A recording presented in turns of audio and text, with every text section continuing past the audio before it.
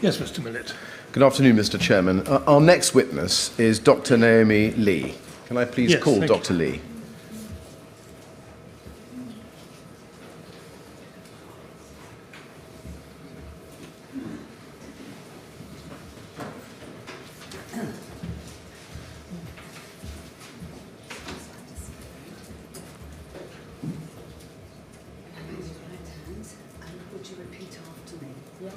I do solemnly, sincerely and truly. I do solemnly, sincerely and truly declare and affirm that the evidence I shall give shall be the truth, the whole truth, and nothing but the truth. But the truth. That's all right. Sorry. No, that's pretty right. Dr. Lee, sit down, make yourself comfortable. Okay. These are a bit tongue twisters, some of these oaths. I'm sorry about that. Yeah, I'm really sorry. I'm not. All right. Should have remembered that. Just you make yourself comfortable. Yes, now, Mr. Millett. Good afternoon, Dr. Lee. Hi. Can you please give us your full name? My full name is Yuan Li, and also known as Naomi Li. Naomi. First, can I start by thanking you very much for coming here today and giving evidence to the inquiry and helping us with our investigations. We very much appreciate your doing so. There may be times this afternoon when recalling the events of the night may be difficult, and I understand that. So if you need a break at any time, all you have to do is say, and we can take a break. We will aim to take a 30-minute break at 3 o'clock for you.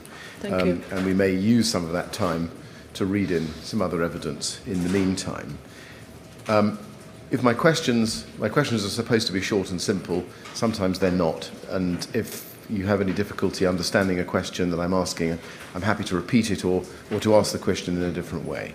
Okay, so just say, please repeat the question. Yeah. Now, you've done two... Forgive me. Oh, yeah, sure. Yeah. All right. Yeah, that's fine.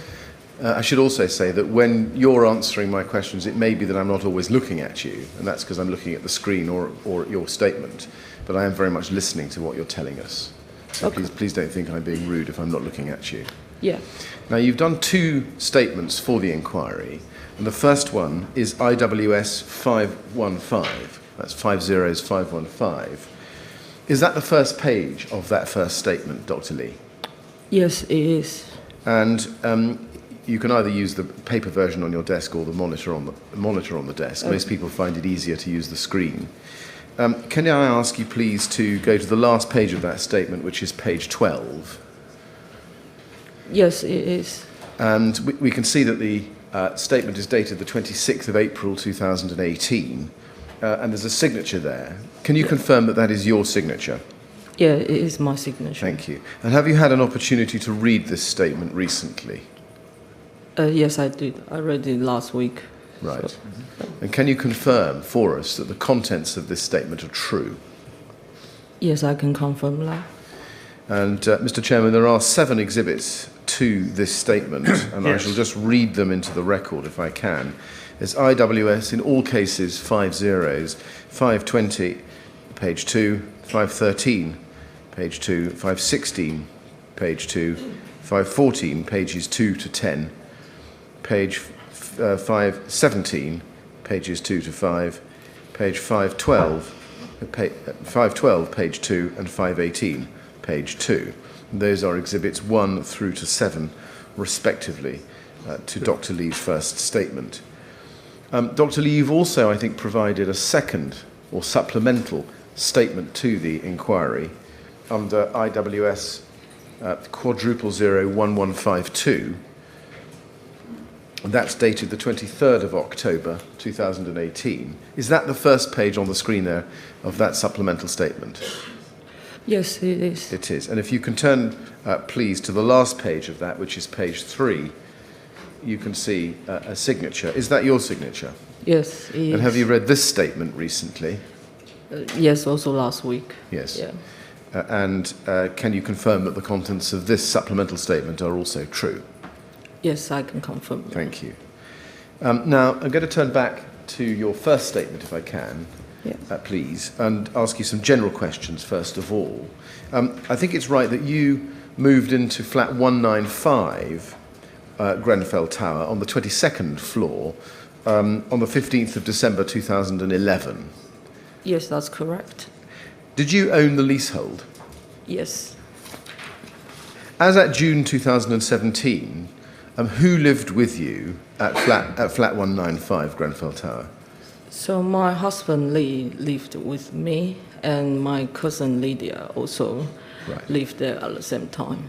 Is that Lydia Liao? Yes, Lydia Liao. Okay. Yeah. Now, can I please ask you to be shown the exhibit number 2 to your first statement? That's IWS 513, page 2, which is a floor plan of your home, flat 195.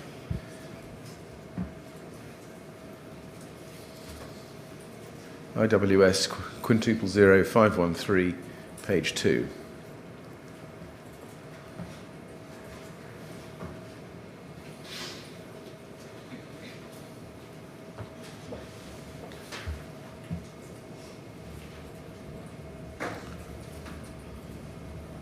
Thank you. Just to confirm, this is the exhibit number 2 to your first statement. Yes? Yeah. Yes, if you nod, it doesn't come out on the transcript, so you have to say yes. That's Yes. all right. Okay. All right. Now, we can see that north is at the top of the page, and obviously west towards Latimer Station is on the left-hand side. That's the west. First question is, were any modifications made to the layout of the flat?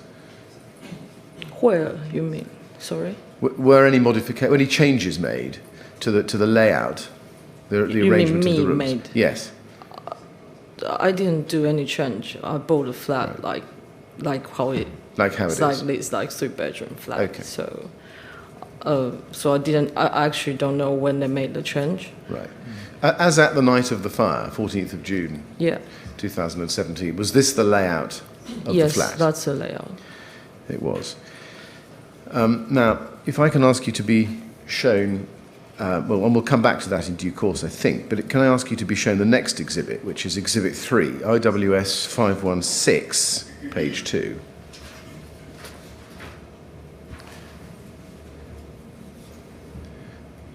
And that is the layout of floor 22, your floor, I think.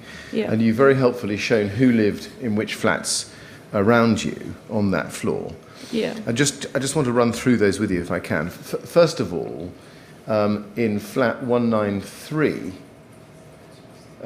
in the bottom left-hand corner, the southwest corner of the tower, you say there's a family of 5. And I think it's right, correct me if I'm wrong, that was the Chuker family, was it? And that was a family of 5, 2 adults and 3 children, 3 girls. Yes, that's correct. Yes. And then at flat, moving anti-clockwise, flat 192, you've put Noura and her family there. Is that Noura Jamal, Hashim Kadir and their 3 children? Yes. Okay. And then moving on to 191, you've put Nanny. Yeah, she's a nanny of the 193 family. Yes. She's the grandmother of the 3 Chuker girls. Yeah. Yeah. Did you know her name? No, actually, I don't remember. Sorry. Okay. Her name was Syria. Did you know that? Okay. And then at flat 196, at the top right-hand corner, which is the northeast of the tower, you put Maria and Mother. Yeah. And I think that's the lady you now know was called Mariam El Ghwari, and her mother, Esla El Ghwari. Is that right? Yes, that's correct.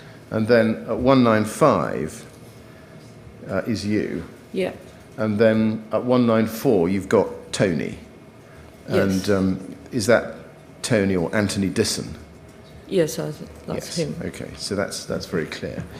Now, before I come to the events of the night, 13th, 14th of June 2017, I just want to ask you 1 or 2 questions about the building before the fire happened. Can I ask you, please, to go to page 3 of your statement, paragraph 19.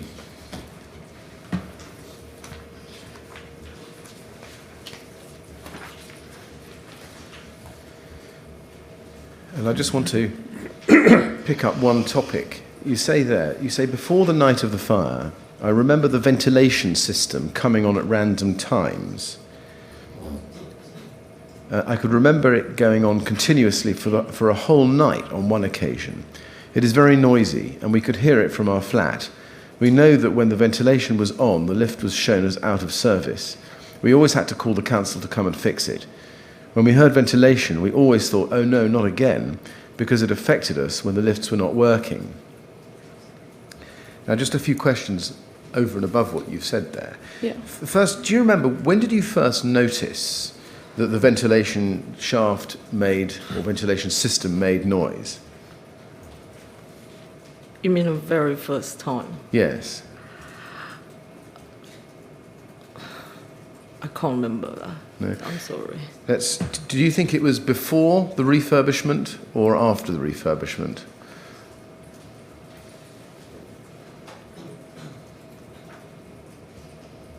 I can't remember. I can't answer that. Okay. Sorry. Now, you say that you could hear it from your flat. Yeah. Whereabouts in your flat could you hear the ventilation system when it was going? So it's by the door. There's we call it shoe room.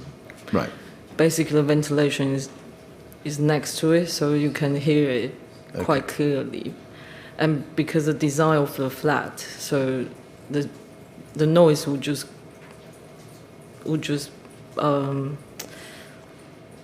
pass through the whole flat from the corridor in the flat, so you can just hear it in every room. It's not only the first room you can hear. You actually can hear it even you are in the living room, which is the furthest point from the door. Right. So. Okay. And so was it coming from outside the flat, essentially through the front door? No, it's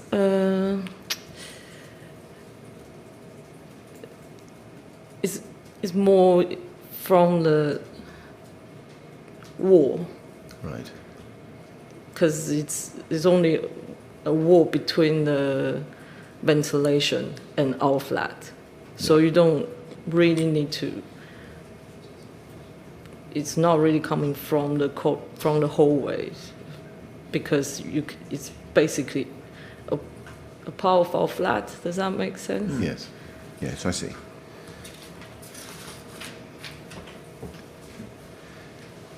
And do you remember whether there was anything that would trigger the ventilation system working in this way before the night of the fire?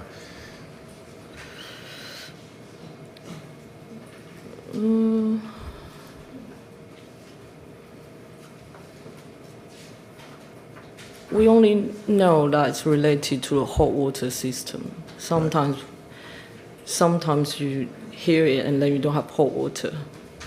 And sometimes you hear it and then the lift is not working.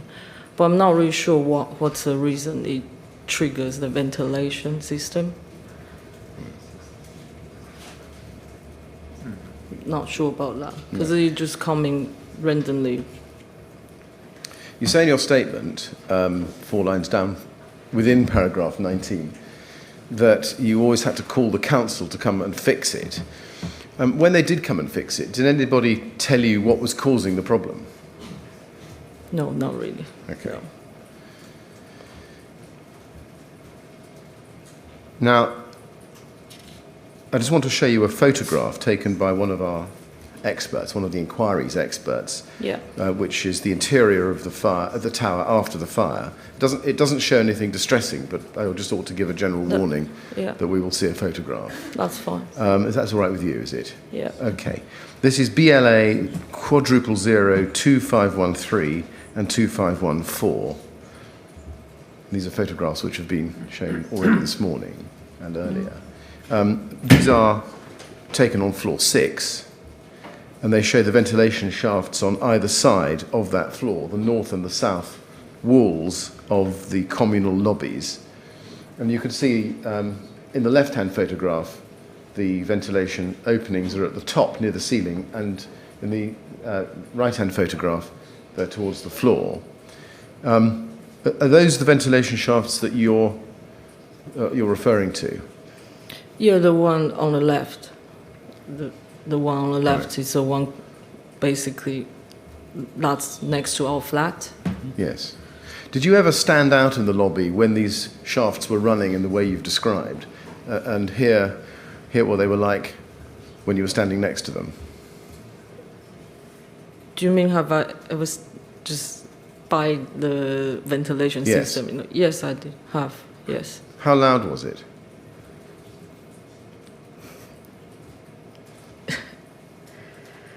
How loud? It's a noise you cannot ignore. So, Okay. Was it? Take an example. Was it louder than a vacuum cleaner? it's probably about the same level. Right. Okay. And did you ever feel air moving in or out of these ventilation shafts when you heard them running? No, No. no. And was the sound that you heard always the same? Yeah, it's always the same. Yeah.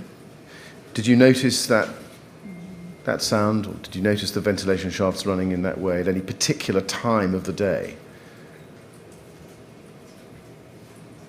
No, it's just happened randomly. So it can be in the middle of the night, and it can be in the morning, can be in the afternoon, any Right. time.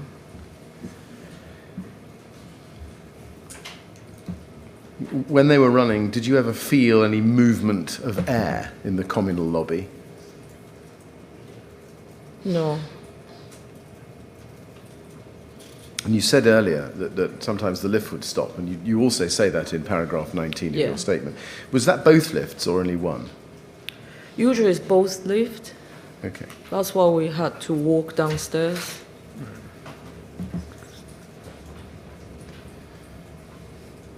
Did the activation of the ventilation shaft have any effect on the operation of anything in your flat? No, not really. No. Or anything else in the... Sorry. Actually, sorry. The hot water. The hot water.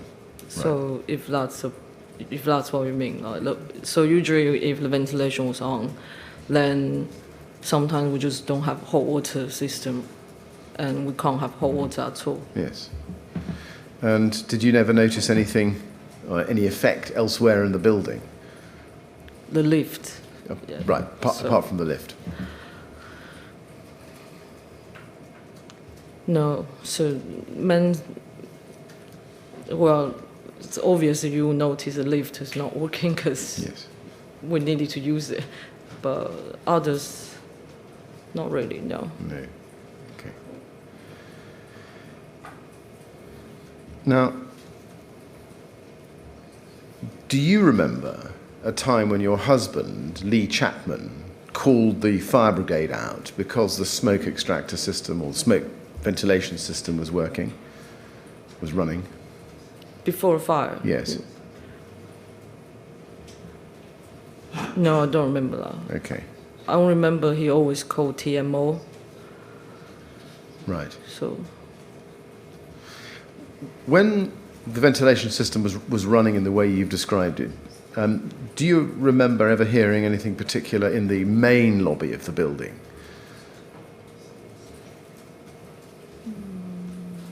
you mean on the ground floor? On the ground? Yes, I do. On the ground floor. No, I don't remember that. Okay. Can I ask you to look at paragraph 22 of your statement? Also page 3, your first statement. You say, when I moved into Grenfell Tower, I was told all the doors were fire doors. However, when we changed front doors, the guy who replaced the door told us the old one was not a fire door. We were quite shocked about this. And then you explained that you've got the guarantees for the new door. The new door that you put in, did that close automatically? Yes, It did. And on the night of the fire, was it working, that it closed automatically? yes. Did the original door that you had automatically close, or did you have to pull it shut? It doesn't close automatically. Right. It didn't close automatically. Okay. Yeah. I just want to ask you one or two questions about the windows in your flat after the refurbishment. Yeah. Do you remember, during the refurbishment, the windows in your flat were replaced? I think, Yeah. like as they were for everybody. Do you remember whether after the windows were replaced, you experienced any particular problems with the windows? Yes, we did. So basically, during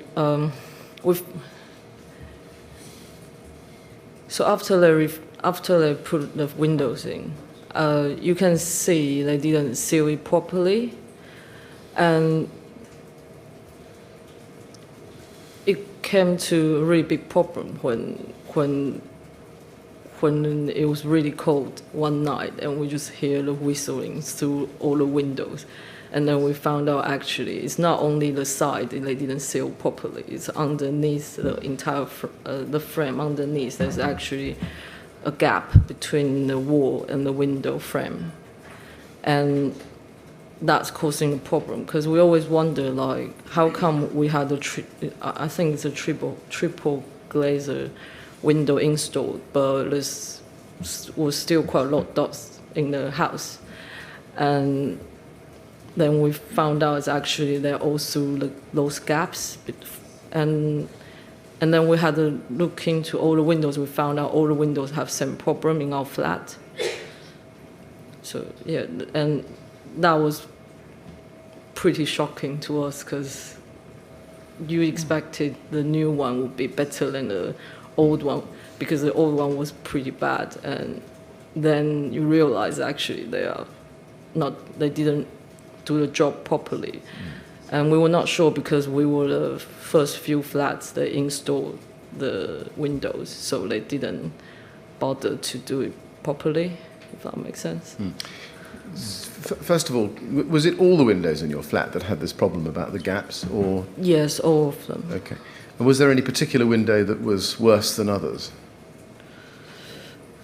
Well, no, they're all pretty bad. So. Right. Okay. And you described a minute ago a gap under the window at the bottom. Yeah. Just to be clear, is that underneath the windowsill or on top of the windowsill where the frame meets the windowsill? So,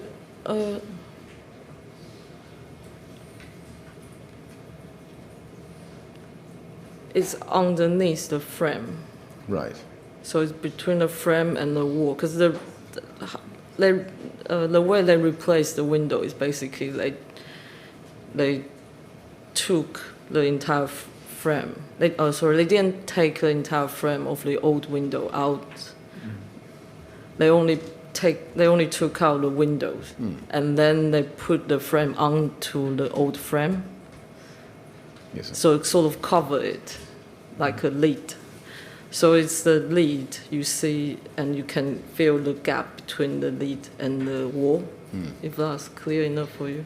It is clear, thank you. And how big was the gap on average, do you think?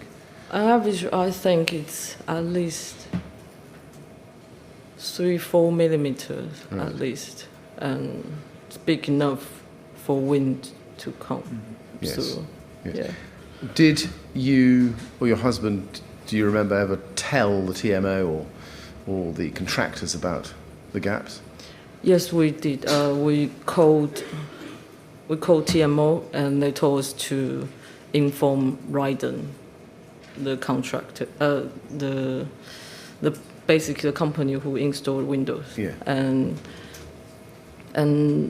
it took us a while, but eventually someone from Ryden and someone from TMO came to visit us, and we explained what happened to them.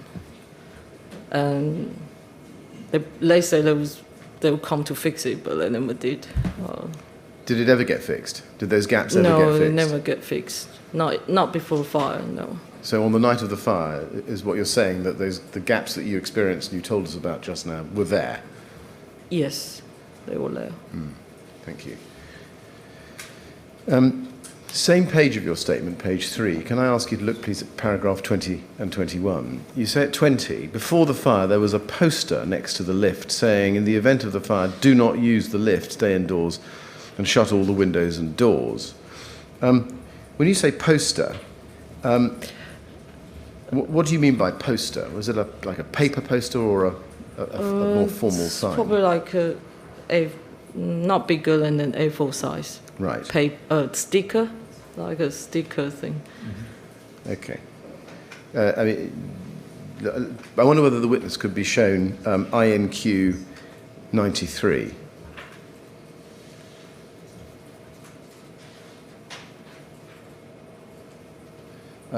Is that what... Well, first of all, is that familiar? Yeah, Is that what you're referring to? I think so, yes. Okay. Do you ever recall seeing a typed or handwritten paper poster, like a temporary poster stuck to a wall? No. Right. Where in the building did you see this sign? Do you remember? I remember it's between the lift, the wall, around the lift, it's either by the side of the lift or the one in the middle. I can't remember clearly. Yeah. Was that on your floor? Yes. Did you ever see it anywhere else in the building? Well, I presume they will have it every floor. That's all. Yeah. But probably a ground floor, if they have one. Did you ever see that? I can't remember that. Apart from this notice, Dr. Lee, were you ever given any information from any organisation or any individual about what you should do if there was a fire in the block? Yes, I read that through media, and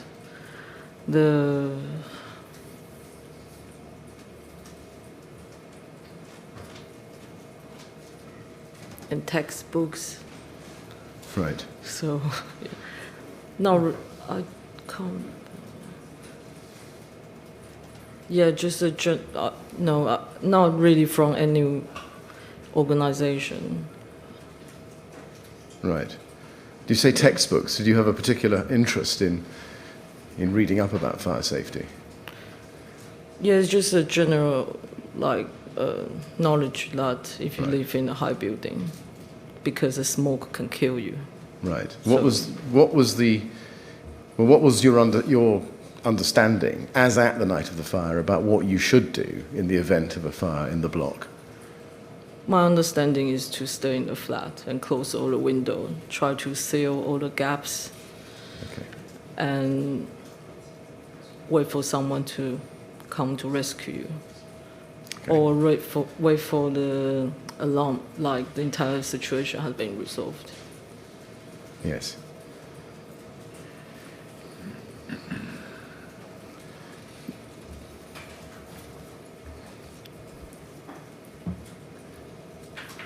If I can ask you to go to paragraph 23 of your statement, you say, the only visit I had from the London Fire Brigade was when they came to install a smoke alarm in the corridor. They didn't really give any advice at that point, from what I can remember. They just said the smoke alarm would work, and if there's no battery, they can come to replace it. Do you remember when that visit was? No, I can't remember exactly. How long Which- before the fire, do you think? At least 2 or 3 years before the fire. Was that smoke alarm the only alarm, or smoke or fire alarm you had in your flat? Yes, that's the only one we had. At the time of the fire, were you aware of any other smoke or fire alarms in the building? I knew there's one in the hallway, in the lobby area. Yeah, that's how I remember. You say you knew there was one in the hallway. Did somebody tell you that, or was that something you assumed? No, it's just I can see it. So I knew there's one there. Right. I wonder if we can just go back to the picture. It's the photograph we looked at before, which is, and this will work, BLA quadruple 02513.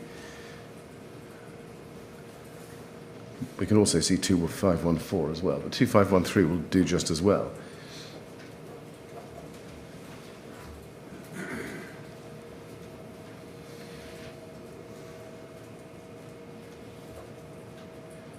What can we see there, Dr. Lee, in the communal hallway? And I know this is floor 6, Yeah. assuming the same is true of floor 22. What can we see there which shows us that there was a fire alarm? Presume that one The on the ceiling. white Yeah. detector on the ceiling. Yes. Did anybody ever tell you that the white detector on the ceiling was a fire alarm? No. Right. So when you say you thought it was that there was a fire alarm in the communal lobby, that was your assumption? Yes. Okay. Now,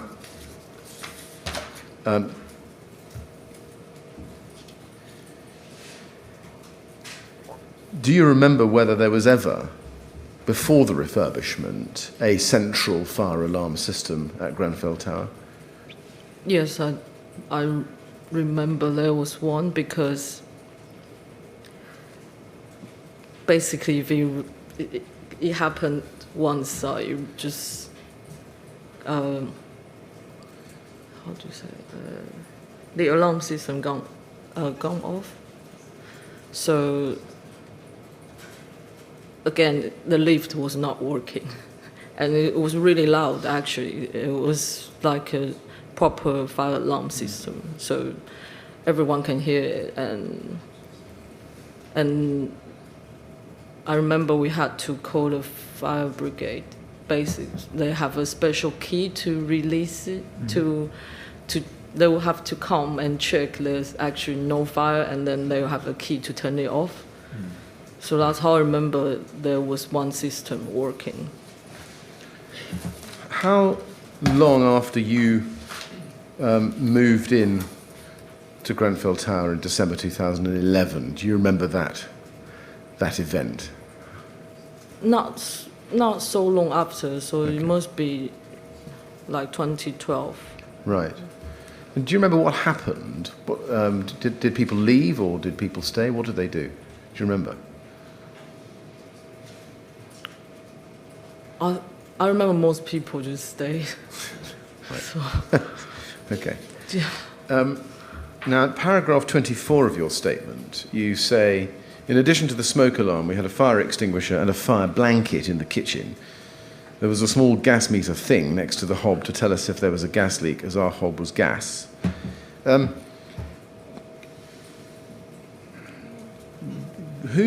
First of all, who was it who provided you, or the flat, with these fire protective measures?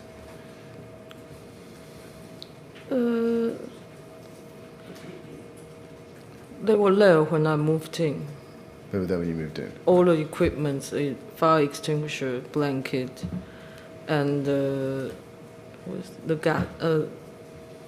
gas detector thing. That they were all there in the kitchen when I moved in. Okay. Right. And so all we did is to check if the extinguisher is still not expired. Right. And did you keep checking that the fire extinguisher was up to date throughout your Yes. your living there? You Yeah. did? Okay. Did anybody ever give you any advice about those particular protective measures, such as telling you they were up to date or enough? No, because we are leaseholders, so I presume we had to check it ourselves. It's our responsibility. So, yeah. Right. Can I now turn to the events of the night of the fire itself? Yeah. Do you remember who was in your flat on the night of the 13th, 14th of June 2017? So it was Lydia and me were in the flat. And your husband, I think, was in Malaysia? Yes, he was on a business trip. Yes. And paragraph 29 of your statement, if we can just look at that, you say, top of page 4, that you first noticed there was something wrong when you say, I was in my bedroom waiting for a phone call from Lee, who was in Malaysia at that time. And in the next paragraph, you say, in the last sentence, I think that I smelt this around 1:15 to 1:17 as I was messaging Lee at the same time as I noticed it. And you also say in the same, in the paragraph before, that you'd smelt burning plastic. At that time, do you remember seeing any signs of smoke? No. Sorry, you mean from the window? Yes. Well, anywhere. No, at that point, no. No. And just going back to paragraph 29, having established the time, you say, halfway down, you say, I started smelling something funny. I couldn't tell whether it was inside or outside. I went to the window to see if I could see anything unusual. I couldn't see anything. The smell was unusual. It was a smell that made you definitely think something was wrong. It smelled like burning plastic.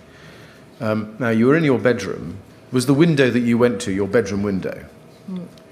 Yes? Yes. Yes. So that's on the north side of the tower? Yes, that's right. Yes. And you say you looked out of the window. Did you notice anything outside the window?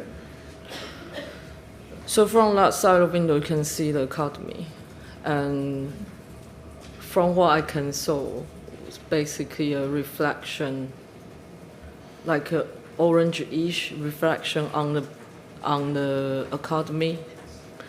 But it was pretty dark, basically, at that side. And you can't really tell if that's just really bright light or that was actually a fire. Right, okay. So you then in paragraph 31 say, I went to Lydia's room straight away to see if she smelled something as well. Lydia was in her bedroom. She couldn't smell anything because her window was closed. I opened her window and could smell it when the window was open, so I was pretty sure it was from outside.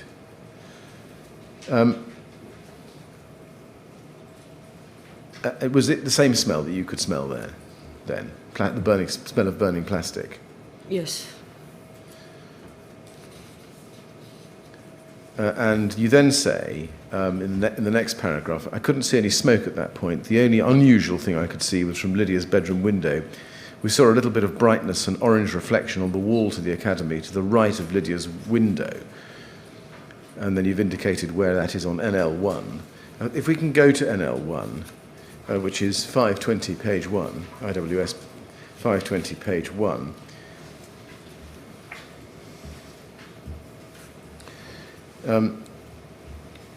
I think you've marked that up to show where you saw the orange brightness.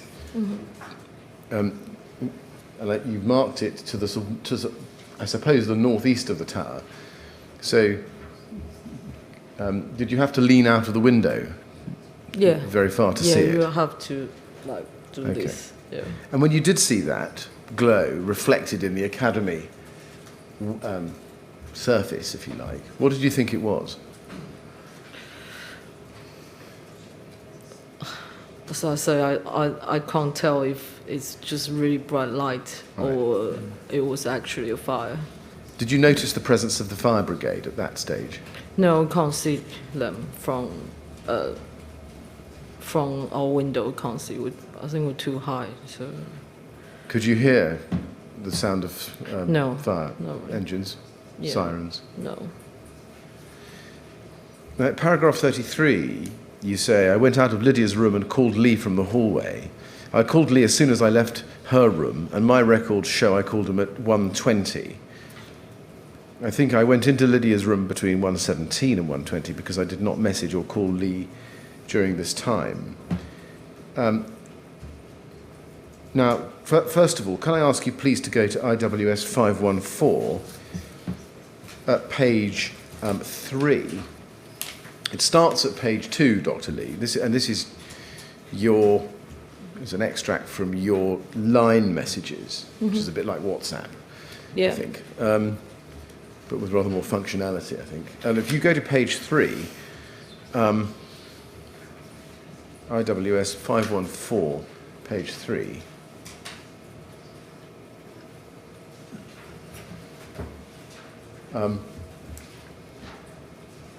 You can see, just because we'll be going to this in a bit more detail later, but just to see how this works, I think green, is this right? Green is incoming from Lee to you, or from an outsider to you, and white is outgoing by you to somebody. Is that right? Yes, that's correct. So the call that you're referring to, is that the white box at the bottom left-hand corner with the telephone symbol, which has got a 107 within it? Yeah, that's correct. Okay, and 120 next to it? Yeah. So does that tell us that there was a call by you lasting 1 minute and 7 seconds at 120? Yes. Okay. What exactly prompted you to make that call? To Lee. Yes.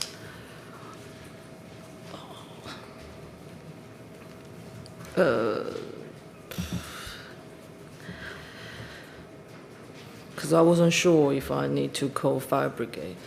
Okay. And then I think you say in your statement at paragraph 37, I called 999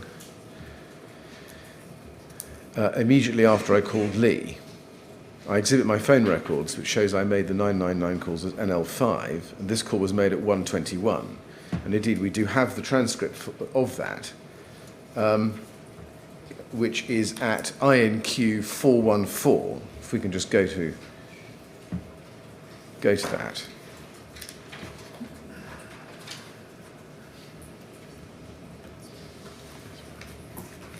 I'm sorry, 471. INQ 471.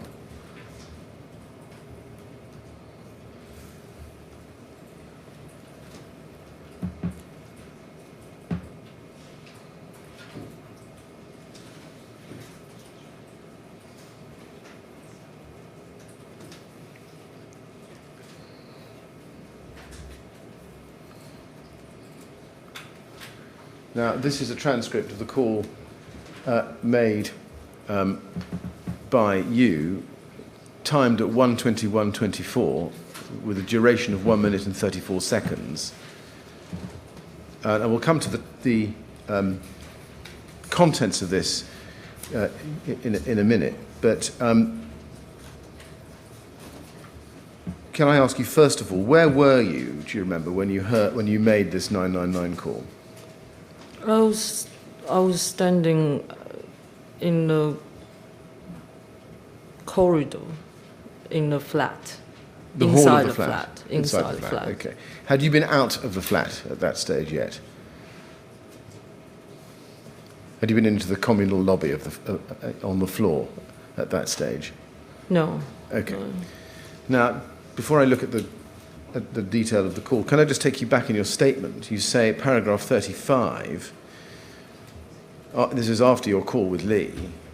He told me to call 999, is what you say at the end of 34. And in 35 you say, I heard the ventilation for the building was on. At one point I opened the front door to check what was going on in the hallway.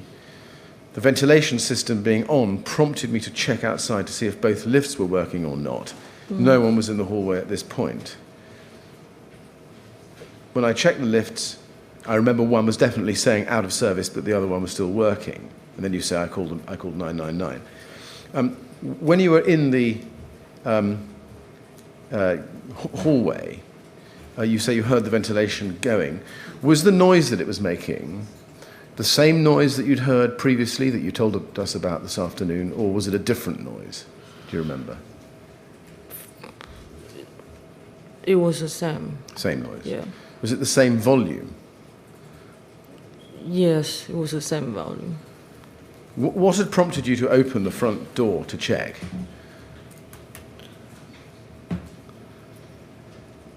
I do not. I suppose I was trying to see if there's anything happened, like if anyone was out, and yeah, and also definitely because it's sort of like a reaction when you heard the ventilation was on, then you want to see if the lift was working. That. Yes. So that's probably why I went out. Okay. And Do you remember whether you opened the door and looked out into the hallway before you called 999?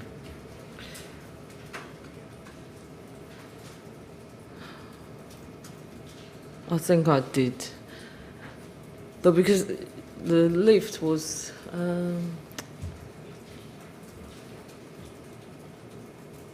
yeah, because it was pretty...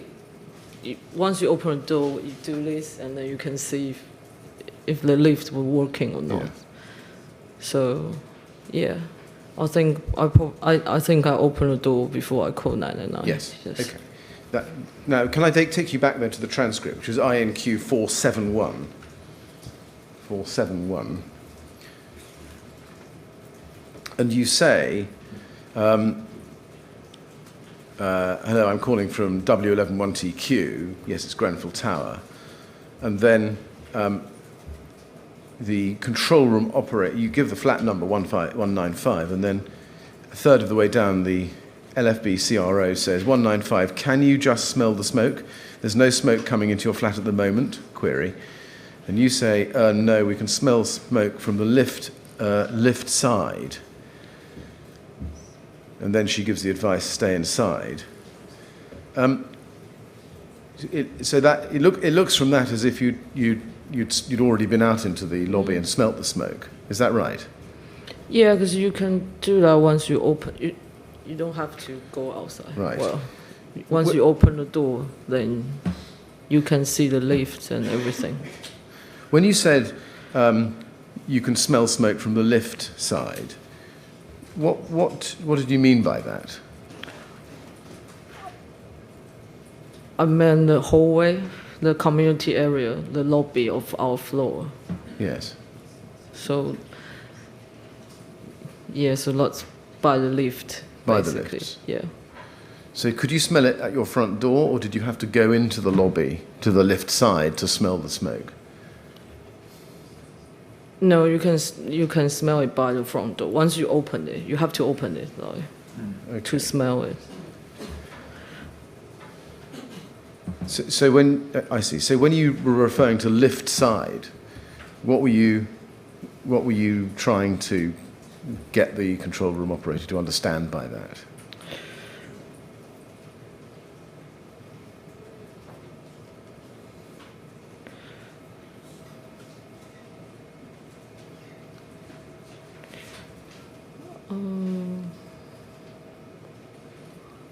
I think I was trying to say we didn't have smoke inside the flat, and once we open the door, then you can see very foggy, very light fog, like very light, and you can smell something not right. And to me, that smell is only coming from the hallway, which is where the lift was. So I was just trying to say, we can smell it from outside the flat in that area, but we can't smell anything inside the flat. Yes. And just following that answer up a bit more, you say once you open the door, you can see very light fog. Where in the communal lobby could you see that? Where? Well, let me ask it in a different way. Was it everywhere, or was it just in a particular place? No, it's just everywhere in the lobby, but it's very light. Like if you're not familiar with the building, you might not think there's a smoke there. It's not like really smoky. It's just very make you feel like a bit blurred, a little bit. Do you remember noticing where the smoke was coming from? No, you can't tell. You can't really tell where it's from. But if you ask me now, I would think it's from the staircase. Right. Did you notice any smoke coming out of the ventilation shafts that were operating? No, I don't remember that. No, I don't remember seeing that. Do you remember seeing any movement of the smoke in a particular direction? No. Okay. What did the smell like? Smell like smoke. Smell like smoke. Okay. Was it the same smell that you'd smelt when you put your head out of the window in your bedroom or from Lydia's room earlier? No, it's different. How was it different? The smoke inside in the lobby area is just like it doesn't smell like toxic or a lot time to me. It just smells like someone is burning woods like 10 miles away, and you can smell a little bit. Right. Okay. That kind of burning smell. But from the window in the room, the smell you can smell is definitely toxic. Like it's more plastic-ish. Yes. So you know, like you would think something in your flat has burned, like. Yes.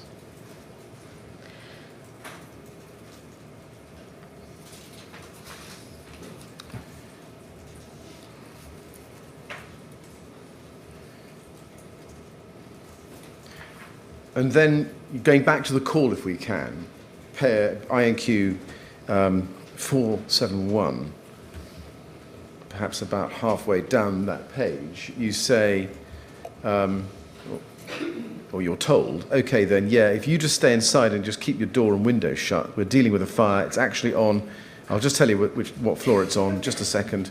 So the fire's on the 4th floor. You say, okay. The fire's on the 4th floor. If there's any problems, if you know any smoke starts coming in, ring us back, but we're dealing with it on the 4th floor. And then you say, okay, so you suggest us to stay in the flat, right? And the CRO says, yeah, just stay where you are unless things change. What floor did you say you was on? 22nd. Yeah, no, you'll be fine up there, and we're dealing with it now. Okay. And then the call ends. What were your thoughts at that point, at the end of that call, about the advice you'd received? I'm going to put it a different way. What did you think you should do as a result of that advice? Well, I think I should stay in the flat and and close all the windows. Okay. Now, after that call, you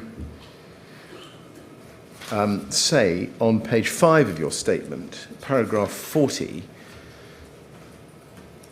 You say, I opened the door to tell neighbours there is a fire, but 999 said to stay inside. And you say, I saw Noura, Mariam and her mum, Antoni. Noura asked what happened. I said, there is a fire. It's on the 4th floor, but 999 says stay indoors. We should be fine. Mariam was panicking and said, no, it's in our kitchen. I was shocked. And I'll come back to the rest of that if I need to in a minute. But first of all, what made you open your door to tell your neighbours there was a fire? Do you remember?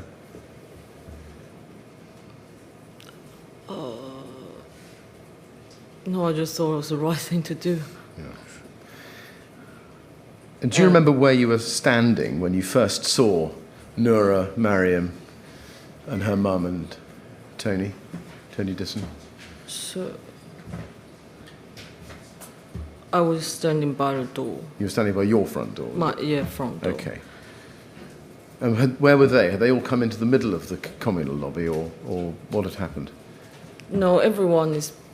So basically, before I open the door, I can hear people. I can hear my neighbors. You can hear the door like open and close. So I presume they were wondering what happened, like me. Then I opened the door and I saw saw them. Pretty much everyone standing by their door, just like, what's going on? And so that's when I basically told them there was a fire, but it's on the 4th floor. Just going through your neighbours. First of all, Mariam and her mum, Esla. Where were they standing when you saw Mariam? Do you remember? At that point? So I saw Nura first, and then I saw Tony, and Mariam and her mom were basically trying to get out their flat Right.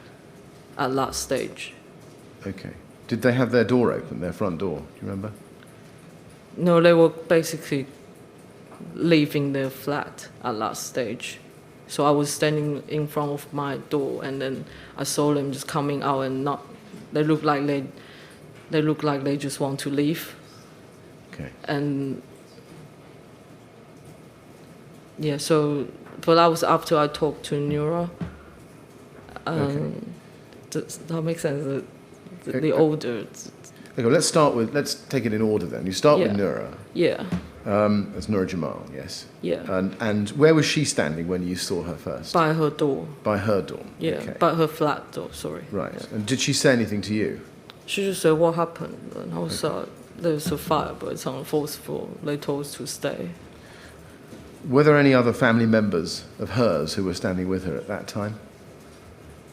No, there was only her coming out. And what was her reaction to the fire? Do you remember that? She would be worried, Right. and she just went back to her flat. Did you see her go or try to go into the stairs at that stage? No. She looked like she just woke up by any sound or like thing. And then I think you said you saw Tony Disson next. Is that the right order? No, I saw Mariam and Okay, let's go to her Mariam. mom. And they were escaping their flat. Yeah, they look like they are just trying to get out. Did their you- flat. Because their flat, I think, is immediately opposite, their front door is opposite yours. Opposite. Or to the Same left. side, to the left. To the side, left. Yeah. Same side. You have to look out of your front door, Yeah. look to the left, And and then theirs it is would on be the left side. side. Yeah. Did you get a chance to see into their flat when you saw them? You didn't. No. Did you notice any smoke coming out of their flat? No, I didn't notice her. No. Okay. Did Mariam or Esla tell you what the conditions were like in their flat at that stage? So I said, I repeated again saying, they said the fire is on the 4th floor and we should be okay. And then she basically saying to me, like, no, it's in our kitchen. The fire is in our kitchen. I was like, what?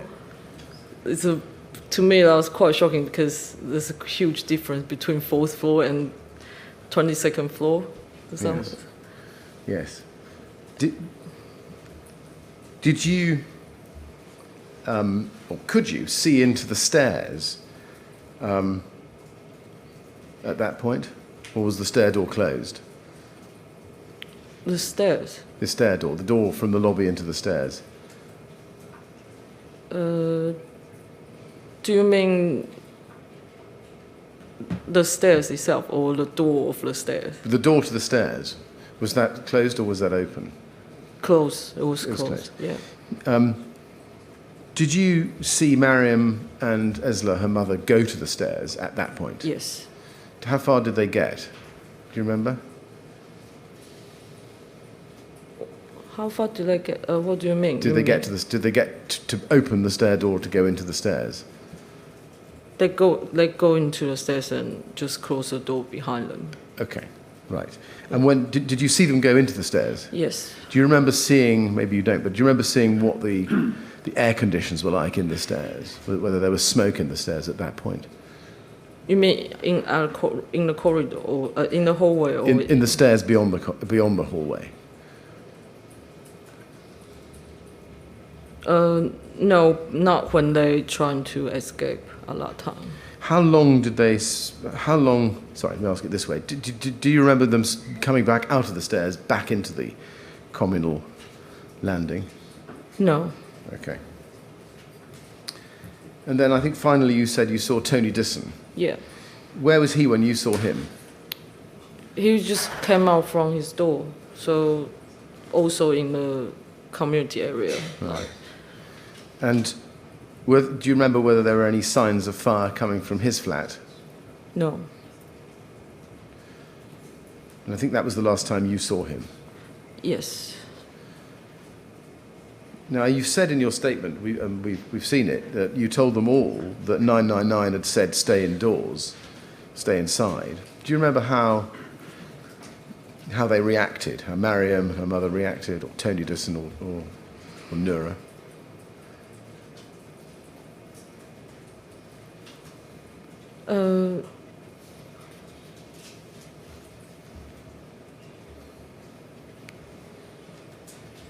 So Nero just went into the flat, didn't actually react to it. Marian and her mom definitely ignore what I said, just trying to go because she was very clearly said the fire is in the kitchen, they're not staying there. And Tony basically just walked and then just walked back to his flat. Right. Just one more question before the break. Do you remember whether the smoke conditions in the lobby were the same as or different from when you first saw smoke and told the 999 operator about them? At that time, it was still very light. Like it wasn't bad. We can see everyone clearly, and we don't feel we cannot breathe at all. Like there was very, very light smoke at that time. Yeah. Yes, thank you, Mr. Chairman. Dr. Lee, now is I think an appropriate point for the break. I'm conscious I've taken 5 minutes longer than I We should can have done. adjust the time accordingly. We can. Well, Dr. Lee, we're going to have a break in your evidence now. Yeah. Thank you. I'm going to ask you not to talk to anyone about your evidence, please, while you're out of the room. And we'll resume your evidence at 25 to 4. Okay. All right? Yeah. And in the meantime, you go with the usher, she'll look after you. Yeah. Right? Okay. Thank you. Mr. Chairman, perhaps it's right that everyone should know that we'll come back at, I hope, slightly sooner. I haven't dealt with that yet. Mr. Right. Phillips. Yes, you go with the usher, please. Thank you.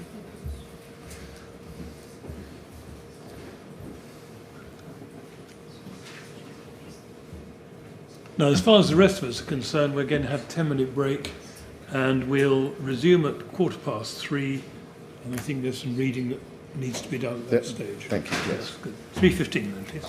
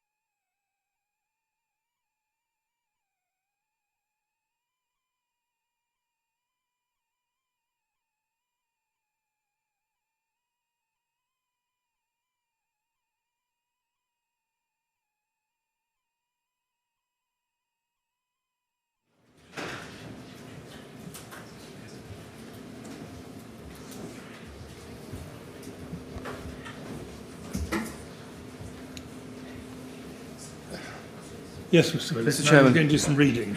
Yes, Mr. Chairman, thank you. And I'm sorry to have prompted that reminder. I'm going to start and probably finish with the statement of Lee Chapman, because now is Yes. a convenient moment to read it in. Of course. And it's IWS *0010000. It's dated the 12th of May 2018, and there is a statement of truth on the first page, underneath the title. And page 9 is the end of the statement with his signature at the end, as well as on every page. Yes. Lee Chapman was Dr. Lee, and is Dr. Lee's husband. He moved into Grenfell Tower in May 2014 to live with Dr. Lee. And as she has said, and continues to say, they lived in flat 195 on the 22nd floor and were living there at the time of the fire. And as she has said, he was in Malaysia at a business conference on that night, and he'd left for the conference on the 9th of June 2017. I just want to read into the record specifically some aspects of his statement which deal with both the building and his own experience of dealing with the fire, communicating with Dr. Lee at a great distance of both time and physical distance. Can I start with paragraph 11 on page 2, where he deals with the building itself and in particular windows. He says, after the new windows were installed, it became clear that they were badly installed. The windows themselves seemed fine. It was the bad installation and gaps around the windows that caused problems.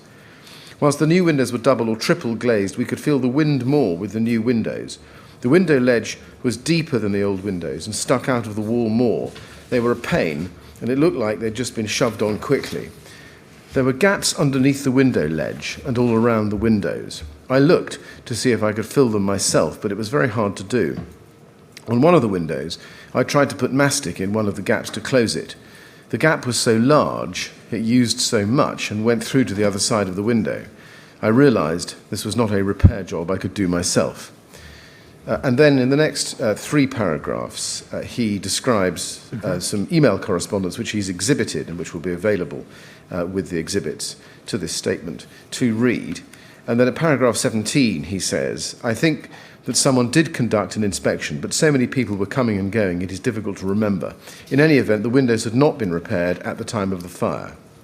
And there are also some photographs, Mr. Chairman, which will again be in the record for people to see. At paragraph 22, he deals with the question of the front doors. And he says, Naomi and I changed our front door by ourselves. I initially got in contact with Claire Williams to see if they could change the door. She said she would find out. When she came back to me, she said, because we were leaseholders, we would need to do it ourselves. I'd asked if there was a specific company they used that we could contact. She said no, so we did it ourselves. Claire Williams said that if we do get a new door, we would need to make sure it is fire resistant for at least 30 minutes. And he describes the door that they had. And then at paragraph 32 to 35, he describes aspects of the fire safety advice. He says, and this is on page 5, before the refurbishment, I understand there was a stay-put policy. I think when the fire safety people came to the building, which I spoke about above, they told Naomi about it again then, and she told me about it after the visit. My general understanding of the stay-put policy was to stay put, unless immediate danger was in your flat. This was not advice I received from anyone in relation to Grenfell Tower, specifically, just my general understanding. After the refurbishment, we did not have any visits from the fire brigade or anyone else about fire safety. We had no direct communication about any kind of fire safety advice after the refurbishment. After the refurbishment, and approximately 4 to 6 weeks before the fire, posters in the communal areas with fire safety advice appeared. They had the stay-put policy on them, although I cannot remember the specifics. The stay-put advice was at the bottom, and I can remember the poster contained advice not to use the lifts in the event of a fire, but I do not remember any of the other content. And then at paragraph 47 through to 53, pages 6 to 7, he describes the smoke extraction system, and that's worth looking at in detail.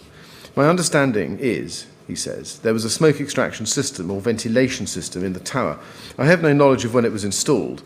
I think the system that was there had been upgraded at some point during the refurbishment works. The reason I think that this is on the ground floor, when the lifts were, everything looked new in the boiler room, and this is where I assume the system started. The grills on the 22nd floor looked new. The system would come on quite often for no apparent reason. It was very loud, and we could hear it in our flat. When it came on, the hot water would stop working in our flat. We would have to phone the TMO and tell them, and they would have to do something from their side to sort the hot water out. When the smoke extraction system was working, the lifts stopped working as well. I remember calling the TMO once and saying the extraction system was on and the lifts had stopped working. Whoever I spoke to said the lifts would stop working when the smoke extraction system was working. I remember this happening once on a bank holiday weekend on the Saturday. We called them and no one came to sort it out until the Tuesday, so we had no hot water all weekend. I also called the fire brigade once and told them the smoke extractor system was on. They came and said they found nothing. I cannot remember when this was. I think before the refurbishment works. My understanding is there was no smoke extraction system within the flats. The system I'm referring to above was in the hallway. We did have extractors in the bathroom and toilet. We also had an extractor fan in the kitchen, in the top left-hand corner in the window within the window structure. When Naomi first called me on the night of the fire, she said she could smell smoke and also said the extractor system was working. And then, Mr. Chairman, at paragraphs 59 and following, Mr. Chapman covers the events of the night itself. I'll just pick up the final paragraphs from 69 through to 74. We spoke at 02:50 a.m. My understanding is they were struggling because smoke was everywhere at that point. The content is very hard to remember. There was general panic. Our call at 2:59 was the last time I spoke to Naomi before she left the flat. She said she had called 999 and they'd said get out. Naomi said she was going to try, but she wasn't sure if she would make it. I told her to get out, don't try to stay. In my mind, I was quite clear in my head she wouldn't get out alive. I was watching it on the BBC News in Malaysia, and I remember thinking, do I tell her to jump out of the window so she doesn't have to suffer? Would that be better than dying of smoke inhalation? I can remember families screaming and shouting, wanting helicopters to rescue them. I was giving advice about staying low, covering face. Naomi said, there is fire coming from both sides, we have to go. I made one call to non-emergency police number from outside the UK from my hotel room in Malaysia. I made this call at that point because I felt that Naomi would not survive coming out alone. I wanted to call emergency services to say that they were trying to get out. I thought they could meet them on the stairwell and maybe my call would prompt them to go up and look for them. I was trying to work out how to call UK emergency services from Malaysia by looking online and eventually found the number at 212. This was the only option I could find quickly online and was a non-emergency police number. I'd also been trying to call family members and friends to ask them to call emergency services, but no one picked up. I called this number from my hotel room and exhibit a printout showing this call, and he exhibits it as LC10. I've not had access to this call at the time of making this statement. And then in 73, he says, I remember saying that Naomi and Lydia were trying to get out of the building. They were asking what flat and floor number they'd come from and how many people had been with them. Naomi called me on my mobile when she got out, and I was still on the phone to them. I confirmed that she and Lydia were out and that everyone else was still in the flat. I relayed details of who was left in the flat. So, Mr. Chairman, that is the statement I wish to read in. If it's not inconvenient to Dr. Lee, then perhaps we can have her back and we can resume her oral evidence. Well, I think, it may be a Usher, little early, can you just find out whether out. it is convenient or not first, please?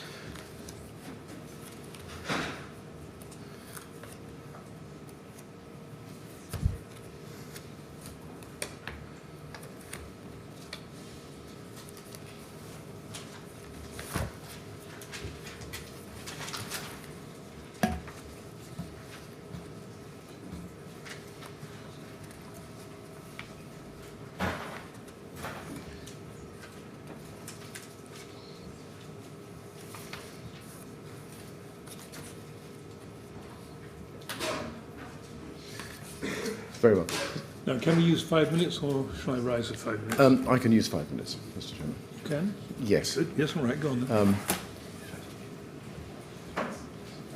So, Mr. Chairman, I shall read Lydia Liao's statement into the record. Yes, thank you. And that is IWS quintuple 0505 and there are a number of exhibits to it, and I shall read those in as well. Those are 509, pages 1 and 2, and 506, pages 1 and 2, 508, pages 1 and 2, 510, pages 1, 2,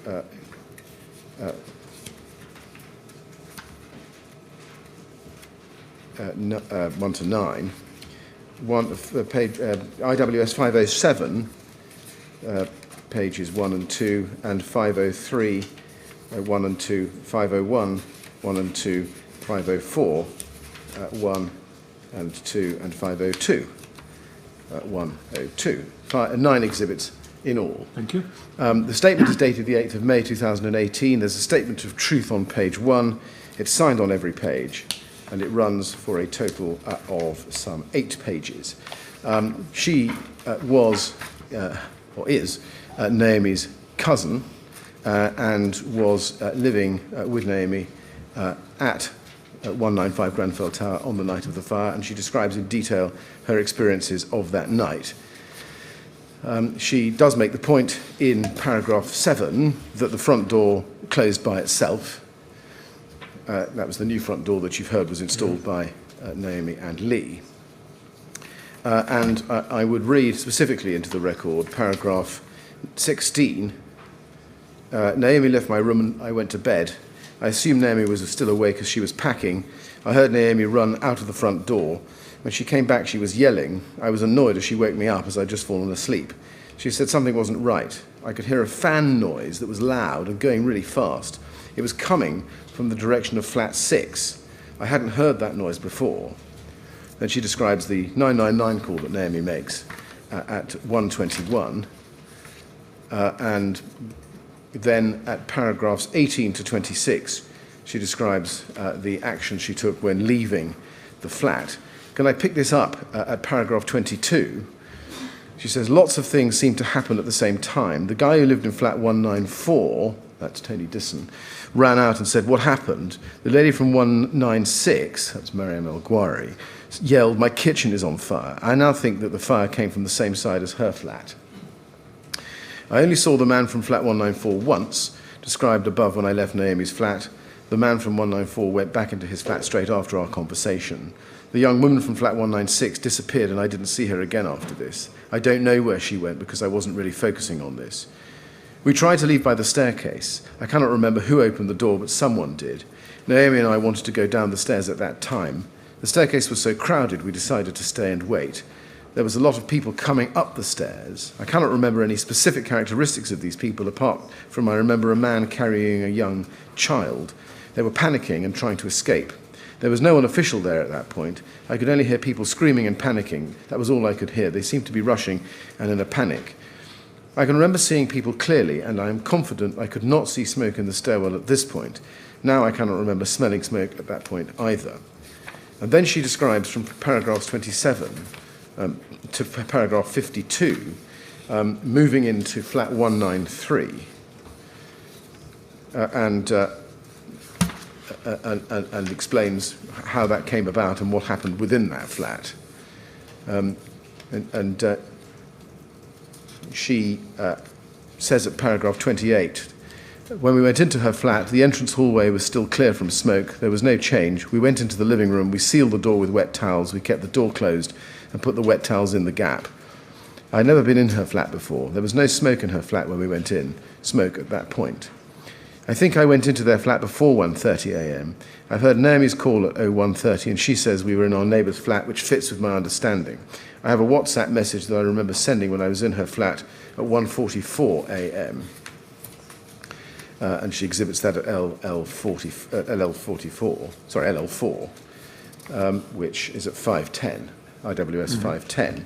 And that timed call is, or timed message, is on page 2 of that exhibit. And then she says, in the message at 1:44 a.m., I say I'm stuck in a room. I mean the lounge in flat 193. And that message is on page 3 of that same exhibit. And then she describes her escape from the flat from essentially from paragraph 42 to 52. And then the actual escape itself, leaving the building from 53 onwards. And 53, she says, after the 2:51 call Naomi made, we were talking about leaving. I remember Naomi telling me she'd walked down the stairs before, that if we ran we could get down the stairs in 3 minutes. I agreed I could do that. We were still not sure in case there was any fire in the stairwell. Naomi got a towel and I got my cardigan wet in the kitchen. By this point we could not see anything because the smoke was so thick and we were feeling our way for the kitchen tap. We ran back to the window to breathe some more air. At that point I looked left and could see the fire from flat 192 side. It was at our level. Before that I cannot remember a time I clearly looked out of the window and saw the fire coming. I was with Naomi when she made the call to 999 at 3:07. At the time I understood it was to check there was no fire in the stairwell and before running down. Between 2:51 and 3:07 I couldn't see anything, so I cannot be clear on what the family were doing, but they were panicking. There was crying, praying and screaming. There was no fire in flat 193 when we left. Naomi and I were the only ones talking about going. No one else could because they were so panicked. When we left we couldn't see anything. Naomi had lived in the building for 6 years. She knew it very well. She led me to the staircase. And then she describes the experience of actually leaving, going from the flat and crossing the stairwell. And at 65 describes the descent down the stairs. She says there was thick smoke the whole way down, as well as other things. I have taken perhaps this a little bit quickly, but it is important, Mr. Chairman, to take into account the whole of her evidence, of course, in respect of her stay in flat 193 and what other people were doing at that time. I'm not going to read it all out, but it is obviously very important evidence. Mr. Chairman, if that may be in a convenient moment. Right, well, I think it would be right for me to record our gratitude to Mr. Chapman and Ms. Liao for taking the time and trouble to make those statements and to confirm that, as with the other statements, they'll stand in full as part of the evidence to the inquiry and will be taken into account accordingly. Yes, yes. Can I just also add, in deference to the family who is here today listening to that evidence, that one of the reasons why I haven't gone into it in detail before you today is that some of it I need to explore now with the witness who's coming. And That is what I'd inferred, yes. Very good. Now, is the witness ready? Right. Could you ask her to come back in, please?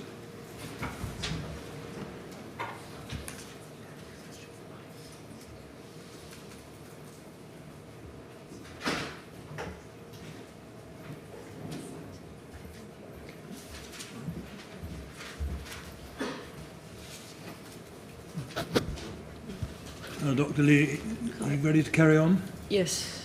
Good. Yeah. Thank you very much. That's all right. Thank you very much. Yes, Mr. Dr. Lee, thank you for coming back to us. Yeah. Now, before I pick up where we'd left off, can I just ask one or two extra questions, going back a little bit?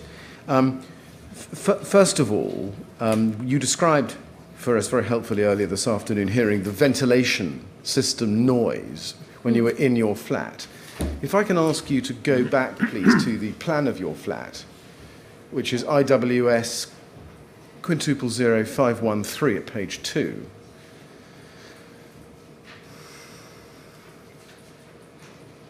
Can you point out on this plan where the noise within your flat was coming from? If you need to stand up and point it out on the... Yes, do. This area. So this is a storage, like shoe room.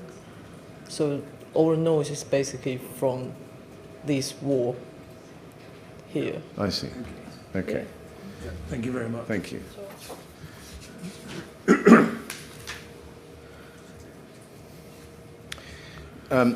Now, when you were in the hall and you saw your neighbours, just one or two questions about that.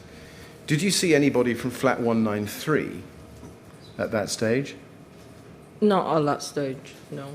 What about the nanny, grandma from 191? Did you see her? No, I didn't see her. Okay. When you first saw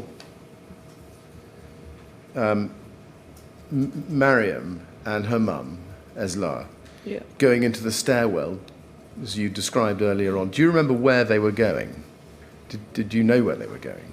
No, I can't see whether they go upstairs or downstairs. Did they say to you what they were intending to do? No, they didn't say. They just said they're.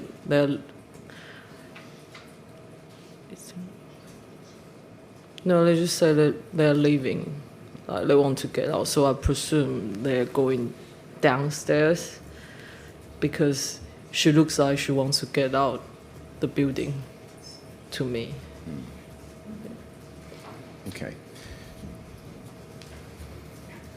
Can I just go back to paragraph 35 of your first statement, where you talk about the lifts? And I'm sorry to jump back a little bit. That's all right. It's often what happens when we have breaks.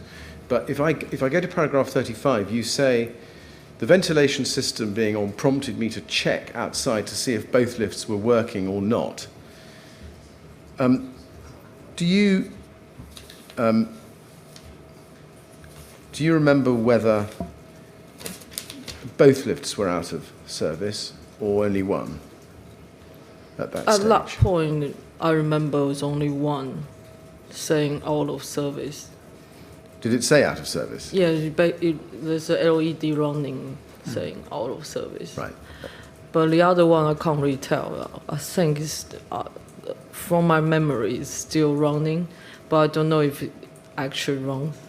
I see. That makes sense. Yeah. Okay. Do you remember, was it the left lift or the right lift as you looked at them, which was out of service? No, I can't remember that. Okay.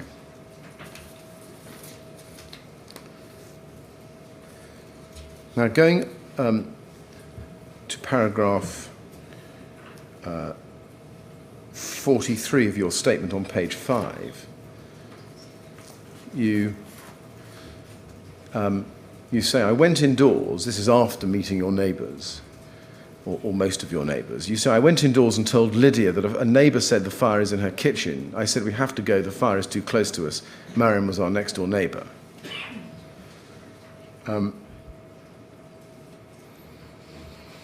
But what made you decide at this point not to follow the advice that you'd had from 999, but to leave?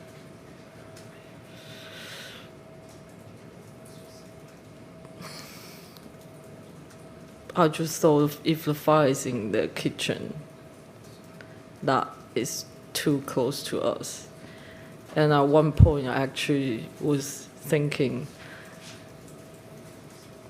whether if the 999 call actually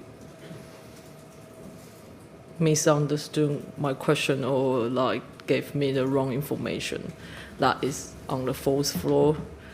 So it was at a stage I just don't want to risk it. Like if it's in Marian's flat, then literally just next to us, and their kitchen's next to like just one wall between us. And I thought that is too risky, we have to leave. Did you warn your other neighbours, for example, Nur Jamal or Tony Disson or the family in 193 or Syria? I say Mariam said it's in the kitchen, but the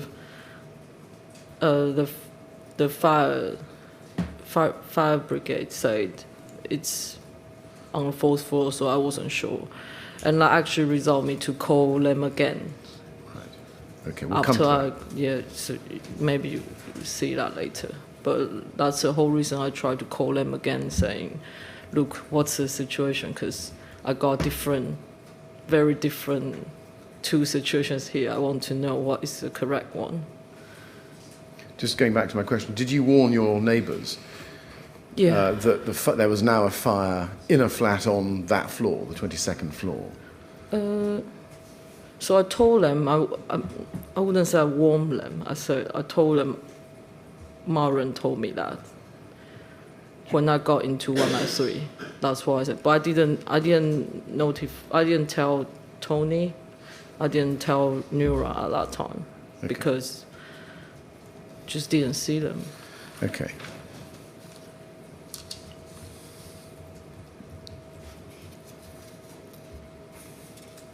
And then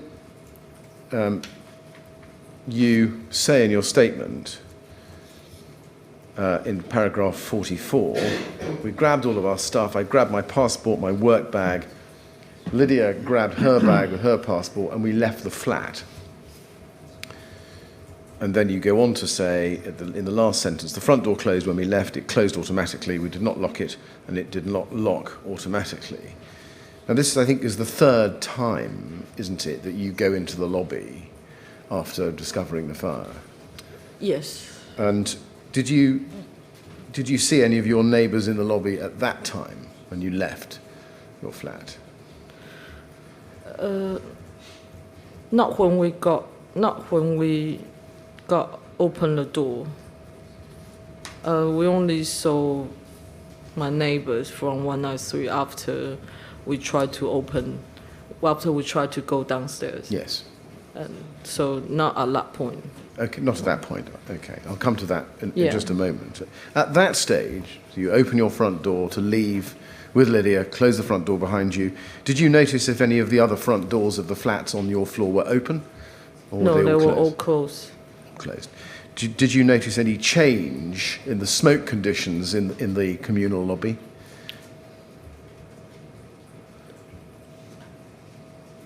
Compared to the first time, it was definitely a little bit thicker. Like you can tell there's smoke.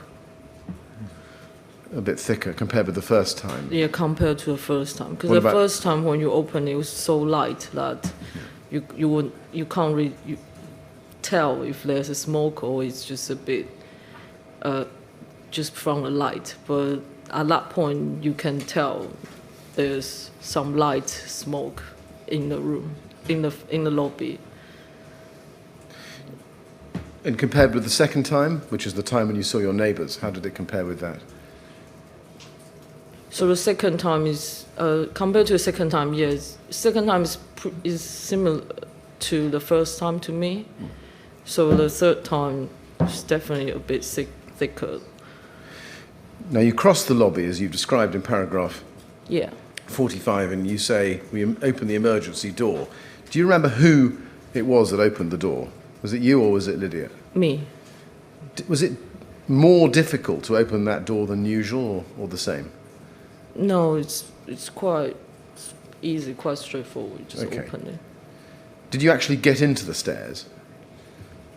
No, we opened it and standing by it, and we didn't actually try to go down or go up. We're just standing by the door. Did you notice what the air conditions were like in the stairs? Did you get a chance to see?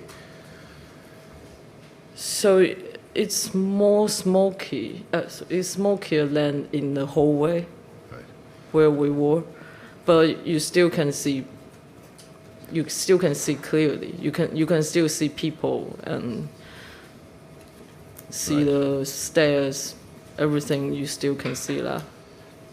And how, I know it's difficult to make an estimate, but how long after your first 999 call, which was at 01:21 hours, do you think you made that effort to go into the stairs?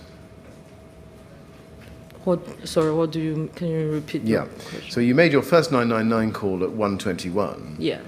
How long after that call, doing your best to estimate now, do you think it was that you went into the stairs or tried to go into the stairs? It's probably 10 minutes. Right. When you saw the smoke in the stairs, what colour was it? Of the smoke, Yes. white, like white. Yeah, white. White. The smoke was white at that time. Yeah. So white smoke. Yeah. Did it have a particular smell? Did you get a chance to smell it? No, at that point the smell was all like just some burning smell, Right. but didn't feel difficult to breathe at all. It was fine. So you can't really tell. Yeah, you can't really describe what it smells like because it just smells like smoke. Do you remember feeling any movement of air in the stairs? No. Now, on page 5 of your statement at paragraph 46, you say, "We saw a lot of people walking up the stairs." So I can't remember how many people were walking up. It was a lot, enough to mean we could not go downstairs. It was people constantly walking up. There was hazy smoke in the staircase at that point. They looked normal walking upstairs, not screaming, running, or anything unusual. We didn't talk to anyone. I was a bit stunned at that point. People walking upstairs wasn't something I expected to see. Number of questions. First of all, you described a group. Do you remember how many, roughly, you saw?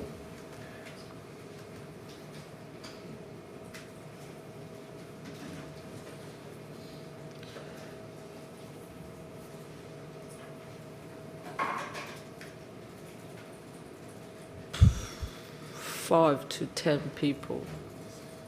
Did you know any of them? No. Were they wearing nightwear or were they dressed for outside?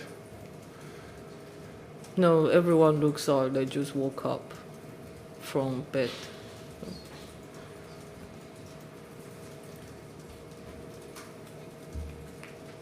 Did anybody tell you, or did you hear anybody explain why they were going upstairs?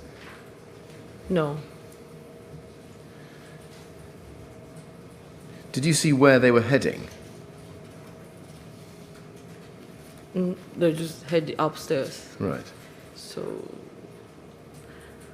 no, I can't tell where they're headed, but I presume they're trying to get to a roof. When you pushed open the door and saw people in the stairs, did you see some people above you on the stairs going up beyond the 22nd floor?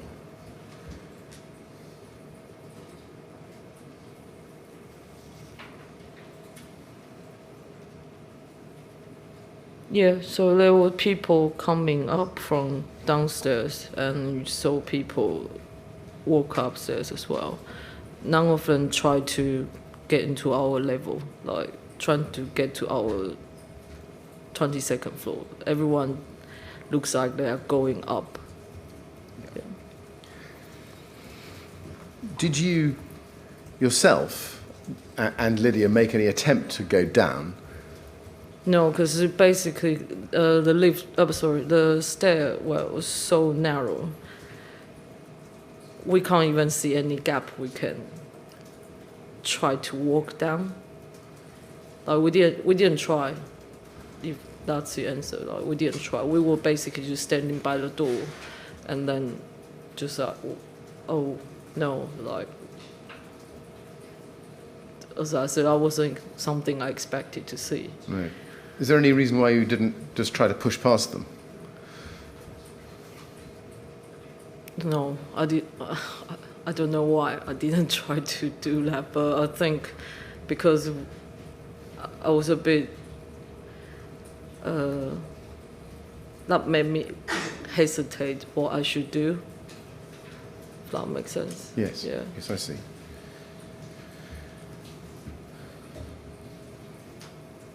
You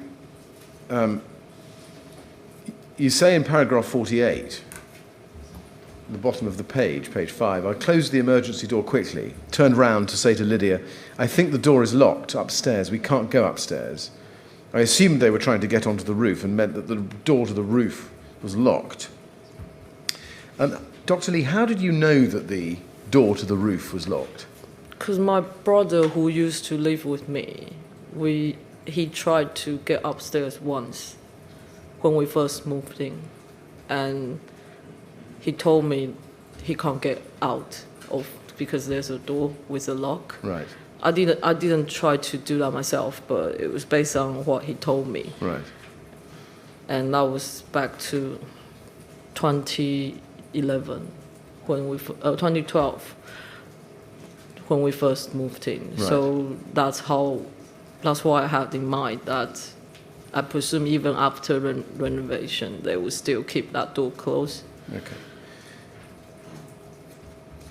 Now, you then say at the top of page 6, paragraph 49, at that point the mum from flat 193 opened her door and asked what happened.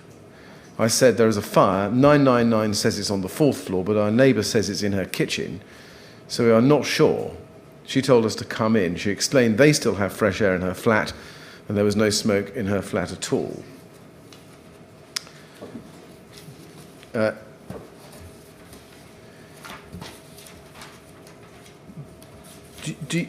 Given that you were telling them that the fire was in the kitchen on that floor, do you know, or rather, what was your understanding at the time about why they weren't trying to leave?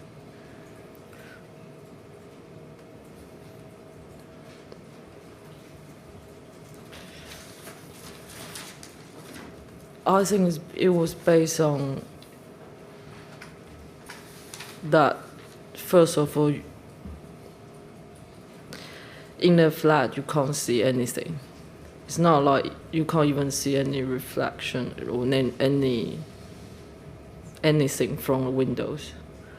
And the second, I think, because you can't smell anything at all. Right. It's not like in our flat you can smell something. So that made us feel it's probably okay to stay in the flat. And also it's like the corner opposite to 196. So maybe you feel like this might still have time, even if it's in their flat. Right. I can't explain why, actually. No. Yeah.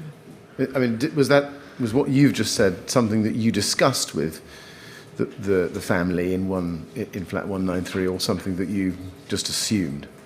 Something I just assumed. Okay. Now, you say you were invited in by the mum. We believe that's Nadia Choucair. Yeah. Do you know why at that moment you decided to go into her flat and not go downstairs as you were planning to do? I can't tell you why. At that time, I felt that was the right thing to do. How soon after your first call, your first 999 call at 1:21, do you think you went into her flat?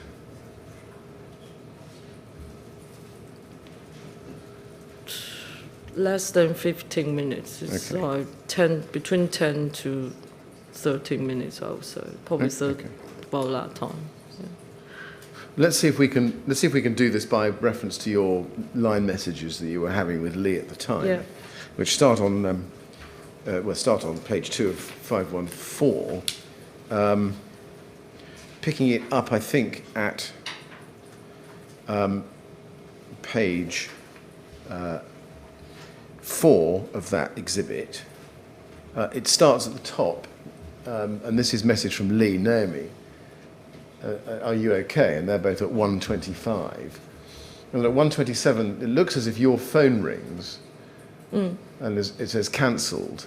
Yeah. What does that indicate? Does that mean he just rang off? No, basically means I didn't pick it up. Okay. And then at 1:29, there's a call which looks like, is this right? It comes from Lee, but lasts 12 seconds. Yeah. Or comes from somebody that lasts 12 seconds. From Lee. From Lee. Yeah. These are all Lee, are they? Yeah, it has to. Basically, this is a conversation with him. Okay. So. Okay. And then at 1:30,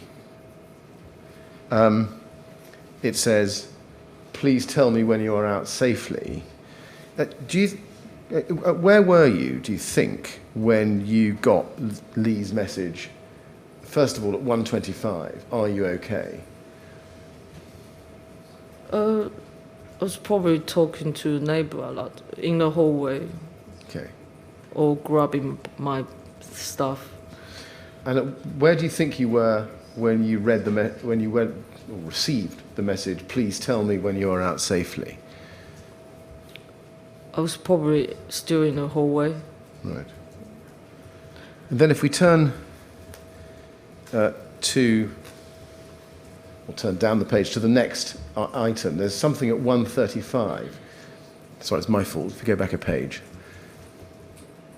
135 is a call from you lasting 2 minutes and 59 seconds.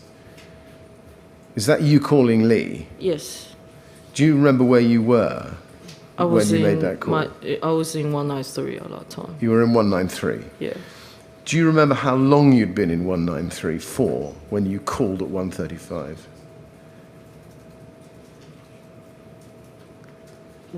Less than 5 minutes, basically, because I wanted to tell him I'm in 193 and there's no smoke.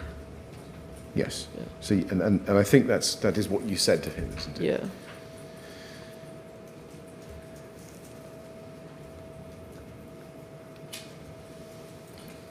When you went into flat 193, you said there was no smoke.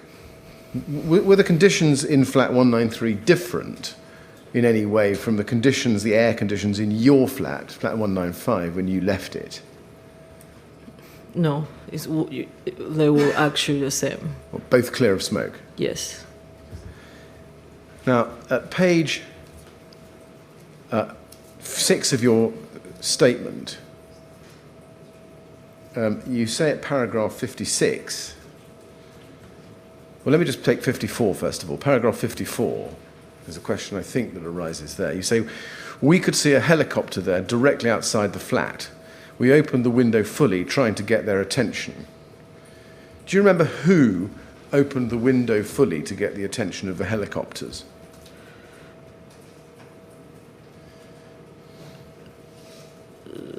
So all the windows were locked with a key.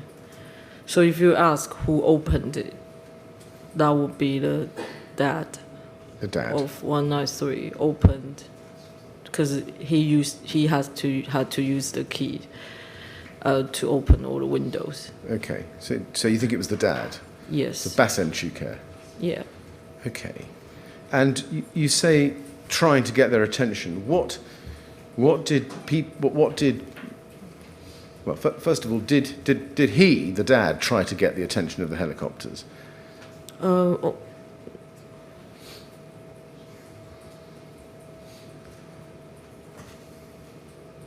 can't remember if he did it, but I did it. What did you or he do? So we were trying to find things like a towel, or we were trying to find like a tablecloth or something, and then wave it, just get out, just by the window side and trying to wave it. You say in your statement to paragraph 54, at the time I thought they were monitoring the situation. Does that mean that you didn't think they were there to rescue you? Yeah, they didn't look like they were there to rescue us. Did you have a discussion with the family in 193, any member of the family in 193, about what the helicopters were there for?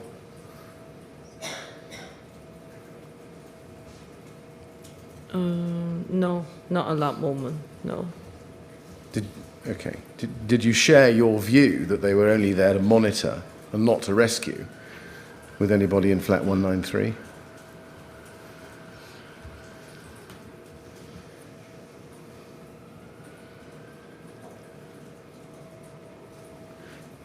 Not really, no. Okay. Now, paragraph 56 of the statement, you explain that you're in flat 193 and you explain the doors, and in the second sentence you say, we closed the gaps with wet towels at the bottom, but there was still a long gap all the way down the middle of the doorway, which you couldn't close with wet towels. At that stage there wasn't smoke in the flat, so it didn't really matter. It was like that for at least an hour. First of all, why did you block the doors with wet towels at that point? Because we don't know if smoke will come in. Had anybody advised you, or anybody else in flat 193, so far as you know, to block the doors with wet towels?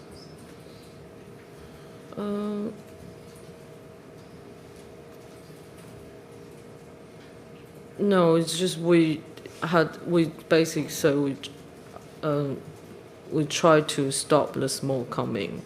So then,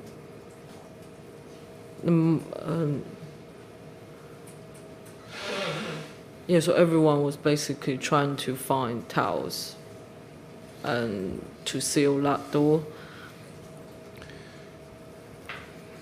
Do you remember? Sorry. Did you yourself wet towels? Did you help wet the towels? No, it was done by the family, not us. Okay. Do you remember whether there was any difficulty in getting water out of the taps, any kind of water pressure problem at any stage? No, the water pressure was fine. Okay.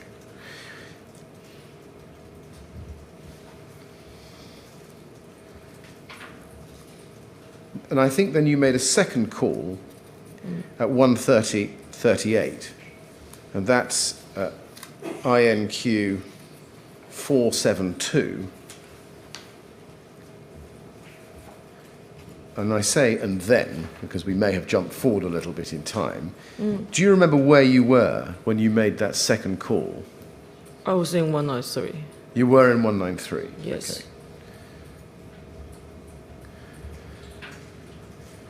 And you can see halfway down this call, which lasts for 1 minute and 22 seconds, the control room operator says it's a block of flat on the 4th floor alight, and you say, yeah, well, our neighbour told us it's actually from their kitchen.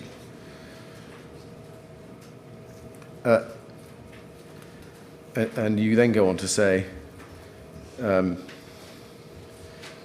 three lines down from that, yeah, we are in the neighbour's house now. And then the operator repeats the assurance, oh, okay, all right, well, it's on the 20th, you're on the 20th, it's on the 4th. And you say 22nd floor, CRO, 22nd question, 22nd floor, yes. All right, okay, we're there, all right, I'll let them know, thank you. And then you go and you say, so, and then the control room operator says, okay, bye. And the female caller says, keep in the flat. Sorry, do we stay in the flat is your question. And then the control room operator says, well, I obviously can't really advise you, but I'll let the fireman know you're there, okay. And then you say your farewells and the call ends. A number of questions about that. First of all, do you recall your reaction to the control room operator assuring you that the fire was on the 4th floor when you were telling her that it had spread to your neighbour's flat on the 22nd floor? Do you remember your reaction to her telling you that it was on the 4th?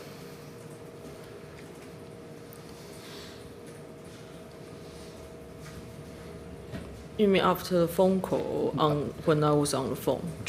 Both, during and after. What were your thoughts? So on the phone call, my thought was, so it's the second time they told me it's on the 4th floor, so it's probably on the 4th floor. And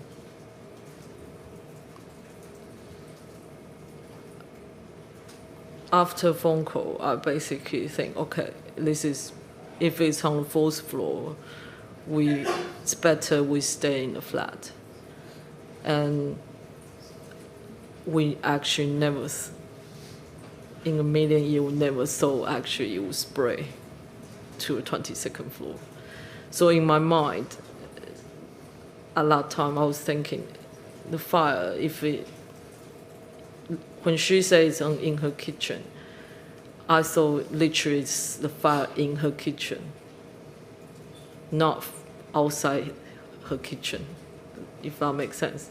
I thought it's something happening in her kitchen.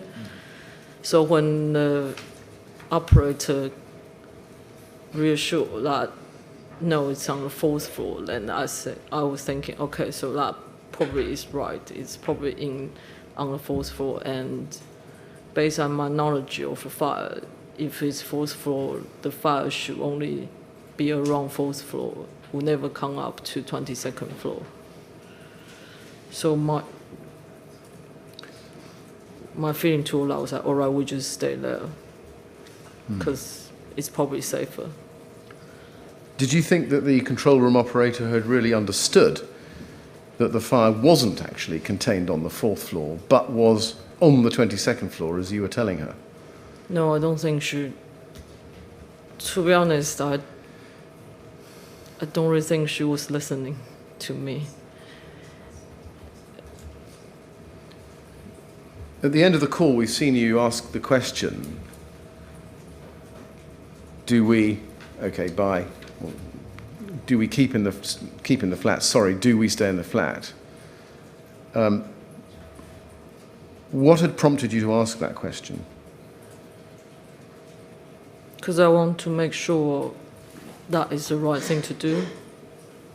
Like, based on my knowledge, we should stay in the flat, but I want to know from professionals, like, that is what you should do. So I ask again. Now, we can see the advice you get, which is, well, obviously, I'm sorry, I'll put the question again. You can see the answer that you get. Well, I obviously can't really advise you, but I'll let the fireman know you're there. Okay. At the time, did you think you had got an answer to your question you were happy with, or not? No, I remember I hung out the phone and then just like, if you don't know what to do, what do I know? How possible do I know what I should do? But because at that time it was all clear in the flat, so I thought, all right, we just stay and then try to see what to do is the best.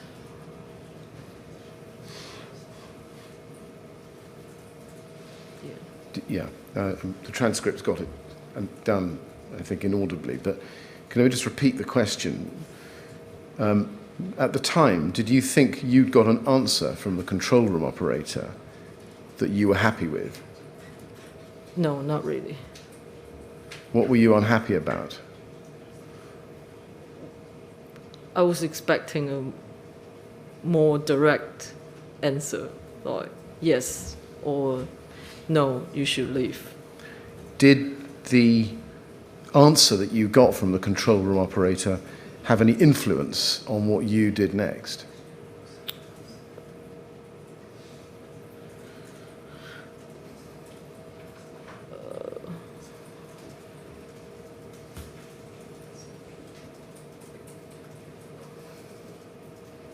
I think at this stage,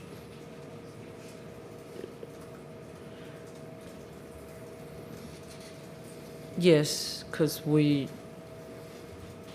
choose to stay based on our judgment, not from her, if that makes sense. Now, at this stage, 1:30, Yeah. you're in the flat, 193, as you've said, and we know by 1:35 you speak to Lee, and you're in the flat at that stage as well. Do you remember whether the family in the flat were making calls? 2999 or just making phone calls in general? Well, first of all, any calls? Did you see or hear them making calls? At this stage. Yes, at this early stage.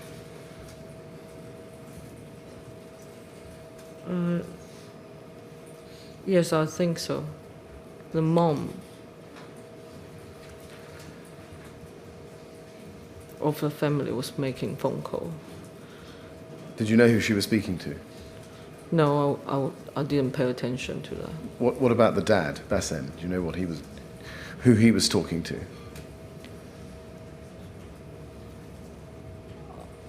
I don't have memory that he was on the phone. Do you remember Nadia, the mum, Yeah. ever telling you what she had been told by 999? At this stage. Well, Or really later. at any stage after this point.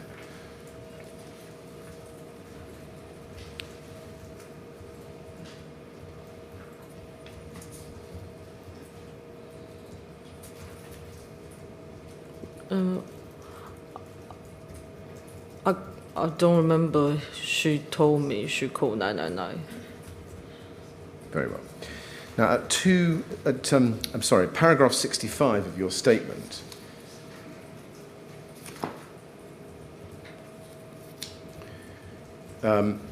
you say, at around 2:40, so we've jumped forward an hour now, around 10 minutes before I made my third call to 999 at 2:50, the mum had a phone call and after said we need to leave the building. I don't know who she'd spoken to, but she was panicking and demanding, say we need to go and you need to go too. We were saying 999 told us to stay. She was really demanding.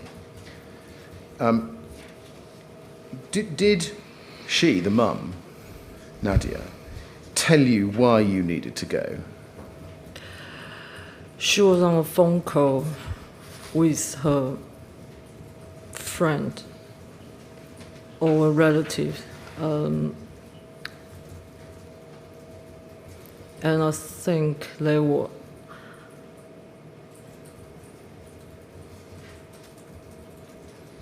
they were outside the building.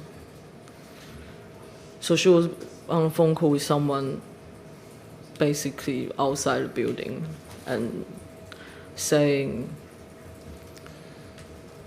I don't know the full conversation, but based on my understanding, it's from the words I can hear, it's saying it's very bad, you have to get out. Right. And she immediately put down the phone and said, we have to go. So, yeah. Do you remember whether Bassem, the dad, called 999 or had advice from 999? No, I don't remember that. We have a transcript of his call at 2:43. Just for the record, Mr. Chairman, it's LFB 376, in which he was advised to leave. My question to you, Dr. Lee, is do you remember Bassem saying 999 advised us we must leave? No. You don't? Going back to your statement, you say in the next paragraph at 66 what your reaction to this was, and you said at the end there, we decided we would call 999 again. They accepted that as our choice and they left.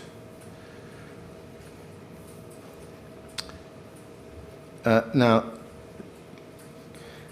you then go on to say in 67, when they tried to leave the flat, they opened the front door and a lot of smoke came in, and you explained that. They go out. And then at 71, paragraph 71, you say, I called 999 after Lydia and I had sealed the door. So is this what happened? They left the flat, the whole family left the flat, and then you sealed the door, you staying behind to make your call? Yeah. Okay. Now, we've got that third call. Is what happened that they returned to the flat during that third call to 999? Yes. Right.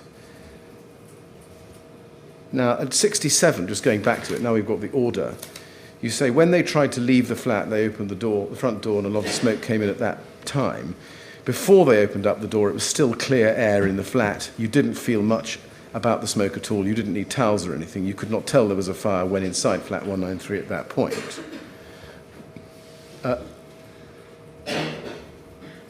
Did that affect your decision? The fact that it was clear air in the flat? Not to go with the family, but to stay in that flat? Yeah.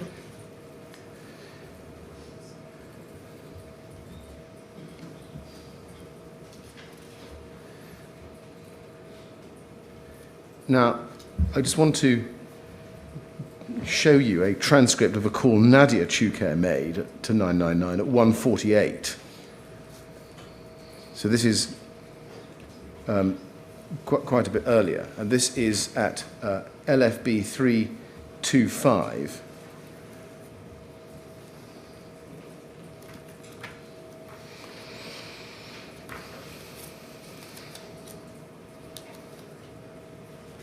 LFB 325.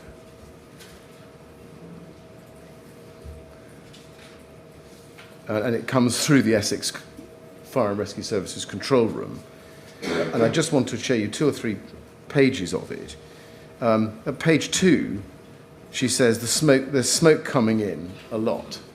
You can just go to page 2.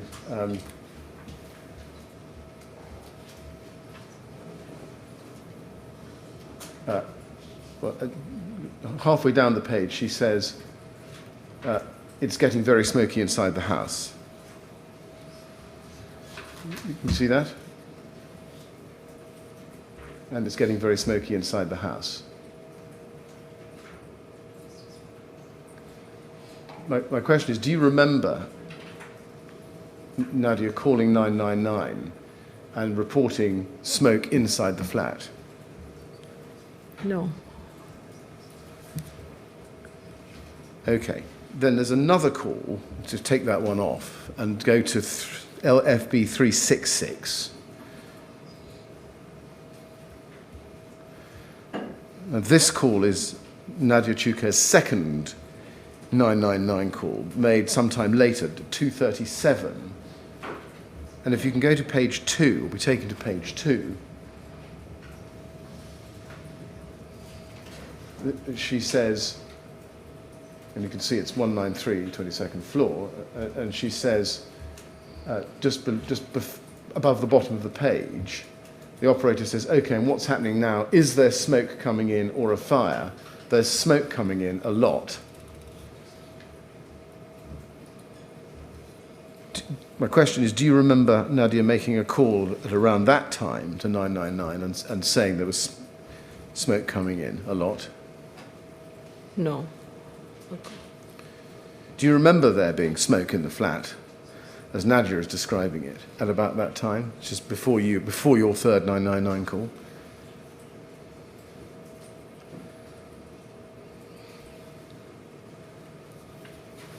There was certainly smoke from the window side, Right. but because we tried to close them, so I'm not sure whether she means a lot of smoke coming in, like in the kitchen, the entire flat, or in the living room, because to me at that time the living room you still can breathe, and if there's any smoke, it was very, very light. Like you can't really tell at that point. I mean, before they try to get out the flat. Yeah. So, but if you see like because I didn't go to the kitchen or the corridor, so I don't really know if at that time it was smoky already outside the living room. So you were in the living room all the time? Yeah, so I was in the living room, so that I can only tell the living room was still okay at that point. I see. And where was Nadia? Where was the mum at that time? So we were all in the living room. Right. But they went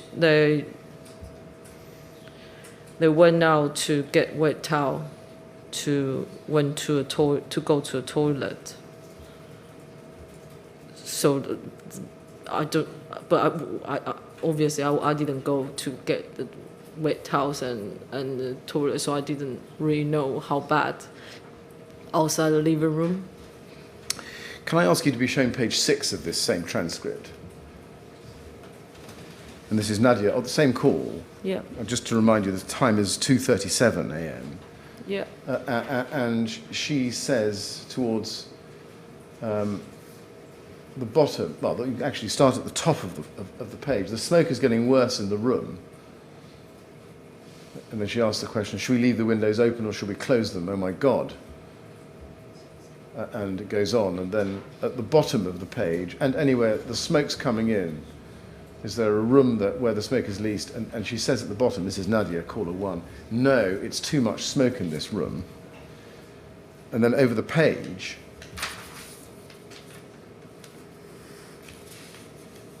okay, it's too much smoke in this room.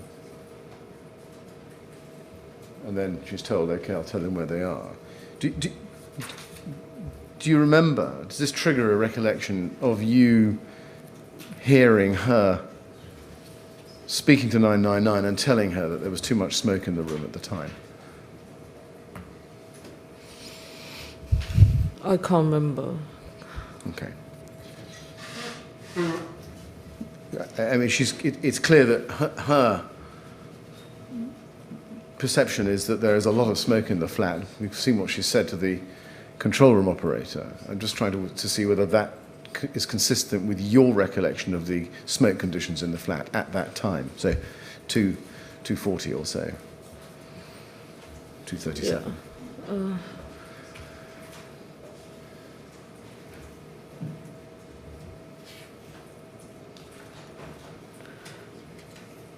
Because, to be honest with you, when we were in the living room, a lot of time I was checking online to see what we should do when there's a fire in the block. Right. And I was constantly talking to my husband. So even though the living room was not huge, but because you're quite focused on doing things, so that's why I actually can't really tell if she's calling someone or calling 999 or having the conversation with anyone else. Right. Now, you mention a call with your husband. If I can just chase this up a little bit. Yeah, of course. Yeah. Take time up on it, but I just want to get your recollection. If you go, please, to page 5, exhibit IWS quintuple 0514, page 8.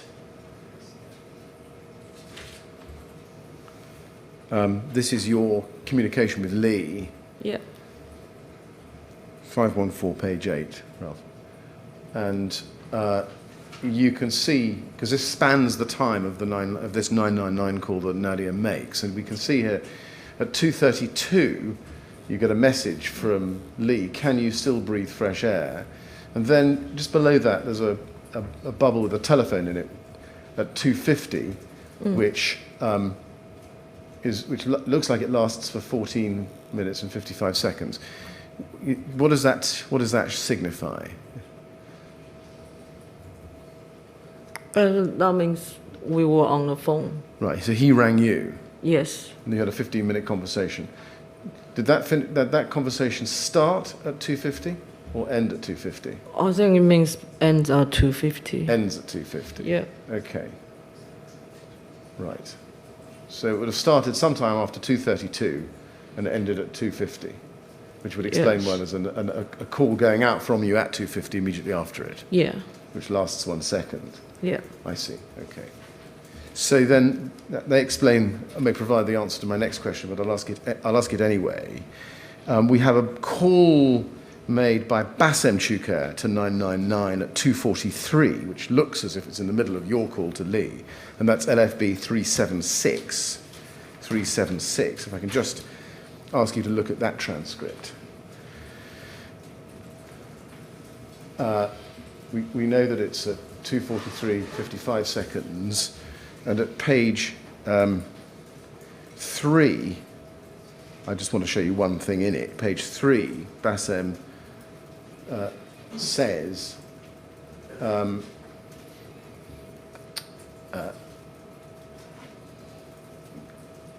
3/4 of the way down is the best place to start. Okay, can you get out at all? If you go out onto your landing, is it full of smoke? It's full of smoke. Fire from the other side is over our building. And then, but is the fire in the corridor? The fire, I don't know. Something smoking. I think I might know the answer to this, but I'll ask it anyway. Do you recall hearing Bassem Choucair make that call? No. Okay.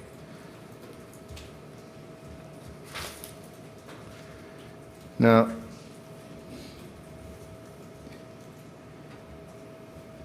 when they left, if you go to paragraph 69 of your statement, you say at the top of the page, page 8, you say, after they left, they'd taken all the wet towels and unsealed the living room door.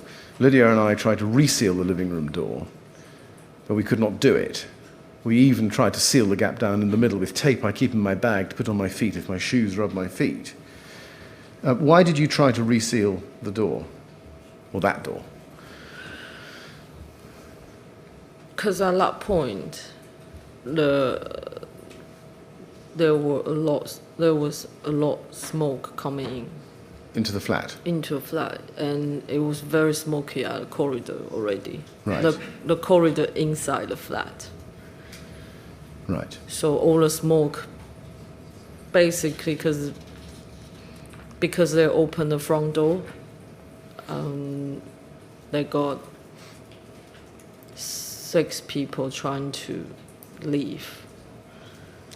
So that was quite a long time for the door to be opened, and so all the smoke just came in all in once, and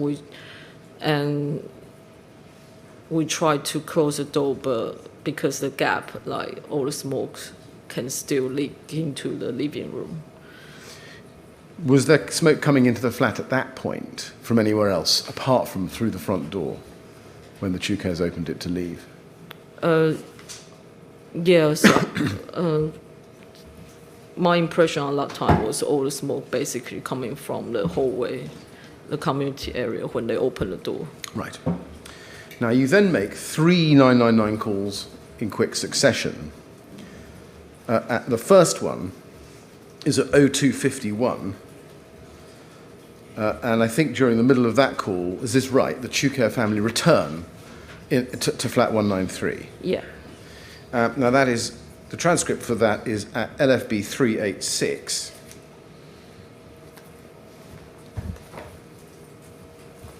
If we can just look at that, that's 02:51 and 9 seconds.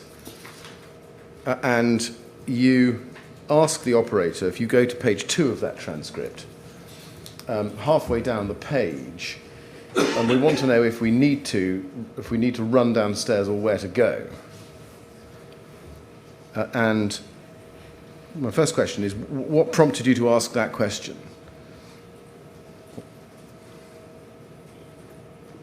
Because I don't feel it's safe to stay anymore. Right. Why didn't you go out with the Chukers? I didn't feel we were prepared to run downstairs at that stage. Like, we didn't have any towels or anything cover us. And I still had the stay put policy in mind, saying it's still safer to stay in a flat. Now, if you look on to page 3 of the transcript, you say to her, at the very top of that page, it's very smoky outside, it's very smoky outside. And she says, is there any flames? Everywhere is smoke. Okay, listen, she says. You can do one of 2 things. You can either make it your way into a room and shut the door, keep the smoke out and stay low, or you can try and make your way out of the building. You have to decide which is safer. Okay, if you're going to make your way out of the building, and then you say, we can't go downstairs. Now, my question there is, were you able to decide for yourself at that point what the safer of these 2 options was? No.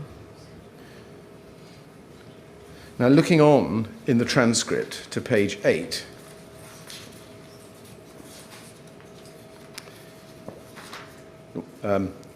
you see that the operator says, a third of the way down, okay, and then when you've done that, which is towels, get everyone, 1 per person, wrap them, cover themselves up, make sure they cover themselves, and try and leave the building, okay. There's a lot of people inside, and the firefighters are struggling to get to everyone, okay. So your best bet is to try to make your way out the building. And you say, but we're on the 22nd floor, something downstairs. 22nd floor, I know, but your best bet is to try and get out there. There's a lot of smoke coming in, and the smoke is very dangerous, okay. And then you say, so what do you want us you want us to go? Query. Okay, your best bet is to try and leave, get outside. Okay. Now, I've shown you quite a lot of that. Did you register? Did you understand what advice she was actually giving you? No, When she said your best bet, I didn't understand it. that was my question. You didn't understand it. I mean, I didn't understand what she was saying. It wasn't clear to me. What was it about the advice that wasn't clear to you? When she said, your best bet is to try and leave. To be honest, I was quite panicking. So when I asked, so what do you want? Do you want us to go? I expect to have the answer to me is yes, you have to go, or no, you should stay. Did you understand that this was now a life or death decision? No, I didn't. I didn't know it would be. It would be this bad. Mr. Millett, can I just ask you how much more time you might want with this witness? I do so not to rush you, but she's been giving evidence for another hour now. Yes. And she might need a break. Yes, I appreciate that. And Mr. Chairman, I was going to raise this with you, and I've gone rather slower than I thought I was going to this afternoon with her. I won't, I think, be able to finish her this evening, looking at my notes. Can you tell me how long you might need to be with her? Yes, probably another 30 to 40 minutes, which is rather long. And I'm conscious we've been going for an hour at least. Yeah. Well, Dr. Lee, to some extent, I think we're in your hands. Mr. Millett thinks he would need to ask you questions for another 30 or 40 minutes. I think you should have a break anyway. Okay. Which means that if you were to continue this evening, we'd go on until 5:15. Now, you may say that's too long, but how difficult is it for you to come back tomorrow? You understand why I'm asking you this? Yeah. The choices, I think, are that we press on longer this afternoon, or that you come back tomorrow. But you've been giving evidence for quite a long time already. You may be quite tired, and you may prefer not to carry on this afternoon, but I don't know what your commitments are tomorrow, so can you help me? I would prefer to finish today. Well, that doesn't surprise me. Is that okay? Are you happy in your own mind that you can give your best evidence if we go on, even though we've been going a long time? Yes. All Yes. right.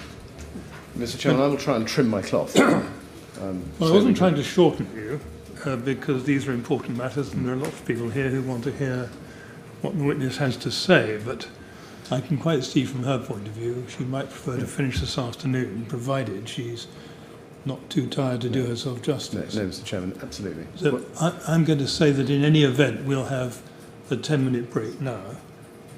Okay. In fact, it'll be about slightly longer, let's say 4:45. I think if possible we ought to do everything we can to finish the witness by 5:30, which is not an invitation to go on until 5:30. No, it's not. No, and I've not interpreted as such. No. Does that sound all right to you, Dr. Lee? Yes, that's fine. Okay. Thank you very much. Well, let's have a break now. Please, Okay. again, don't talk to anyone about your evidence while you're out of the room. Yeah. And we'll start again at 4:45. Okay. Okay. very Thank you.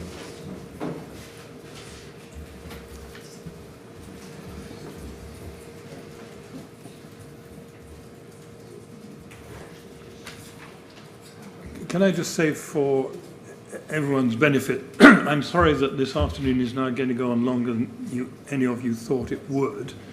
I shan't take any offence if people think they have other things to do that are more important if you don't want to stay. But I do think it's important that we give the witness the opportunity to finish her evidence this evening with sufficient time for a break now. So that's what I've done. And if you feel that you don't want to stay as late as I've indicated, well then, feel free to go. Well, Mr. Chairman, thank you. And I'm grateful to you and to the witness. These are important matters to cover. Quite. So 4:45, please.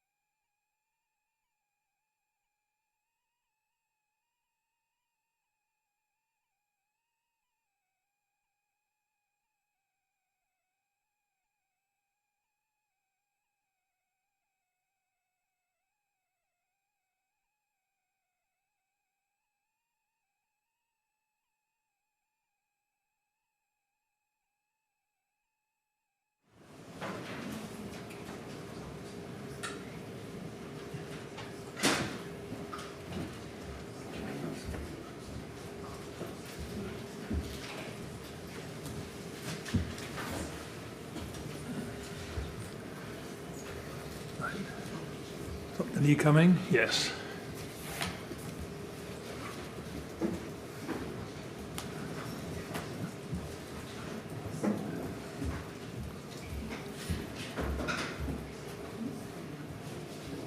Now, Dr. Lee, you're happy to continue?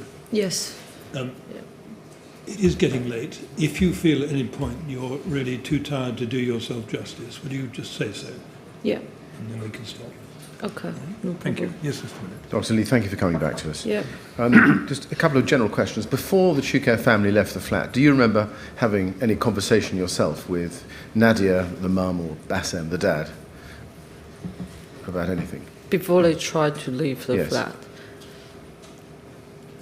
Yes, she said to like, we have to go. We have to leave the building. And you have to go. And we were saying, but they told us to stay. And she was really firm that we have to go. Very insisted we need to leave, and we had a bit, I don't know what you call it, she tried to grab us, pull us with her. So that was the conversation we had, but we just said, no, we can't do it. And then they just, that's your choice, and basically just left. Okay. During the 999 call we've just seen, I think the Choucairs then come back into the flat. I just want to see if I can get a fix on what point they actually return. If you go to the transcript, which is LFB 386, this is your third 999 call, which starts at 2:51:09. And if you turn to page 4, a third of the way down the page, 386, page 4, well, it's probably better to start a little earlier. Caller, over-speaking, stay in here, please, please. Who's that in there with you? Hello, says the operator. And you say, can you come in, please? Come in, come in, come in, come in, come in. Come on, come in, close the door, please, quick. Yeah, close the door, close the door. Did you close that door? Is that when they come in? Yeah. And who comes in at that point? Everyone. Everyone in the 193 family. Does that include Noura Jamal? No, not one. Noura. Not that point. Okay. Can I ask you then to go to paragraph 75 of your statement? Yeah. Your first statement.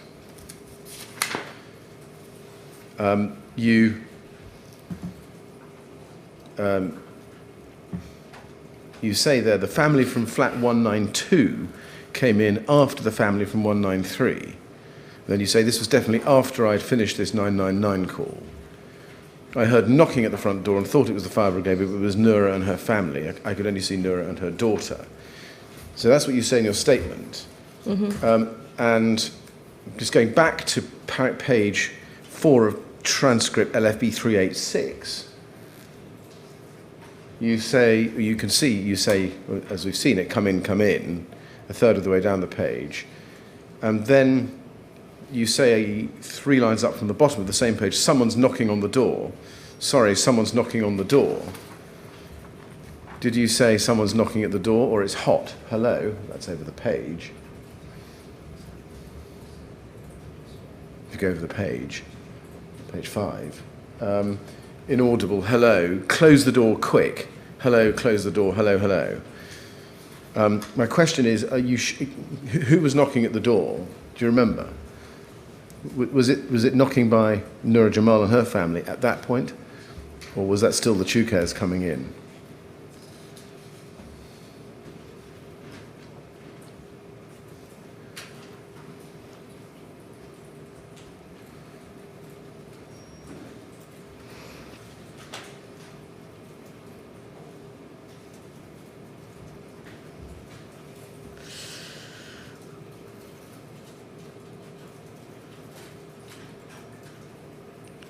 I'm not sure about it. Okay. Now, going back to paragraph 75 of your statement, you say that the call finished and then Noura and her daughter came in, and at the end of that sentence, you say the smoke was so thick it was difficult to see at that stage. At that point, once Noura Jamal and her daughter had come in, where do you think the smoke was, or did you think the smoke was coming from? Front door. From the front door? Yes. Now, just skipping forward in your statement to page 11, paragraph 105, I just want to get just a little bit more detail on the smoke.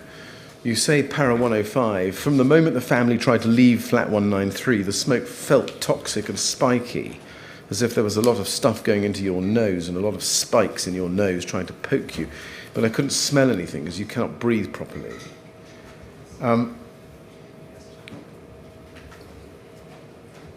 Was that the first time, that's the time when the Chukers tried to leave 193, was that the first time that you noticed the smoke having a physical effect on you in the way you describe? Yes. Do you remember whether the smoke had a physical effect on anybody else in the flat, or those who were leaving the flat? Well, I would say yes, because everyone's trying to get to the window side. When they came back in? And yeah, when they came back in. And also at that point, almost everyone had a wet towel in front of their face, nose and mouth. Right.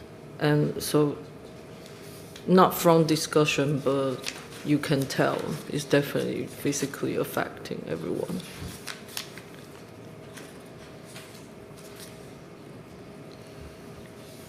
And then you have another call with Lee at 2:59, which was after the third 999 call. Yeah.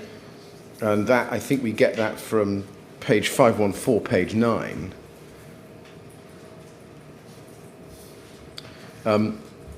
If you just have that up there, I just got a small question about that. Mm-hmm. It's 514, page 9. We can see at the top of this page a call coming in from Lee, lasting 2 minutes and 52 seconds, and the time mark next to it is 2:59. Is that, again, like the earlier calls, is that the end point of the call or the start of the call? End point. That's the end point. Yeah. So it would have started at 2:57 or so. Is that right? Yeah, 6 or 7. Right. Yes. Okay. So that would be pretty well immediately after your third 999 call. Right. And then we have a fourth call from you at I think at 2:55:59, which is LFB 389. If we can just look at that.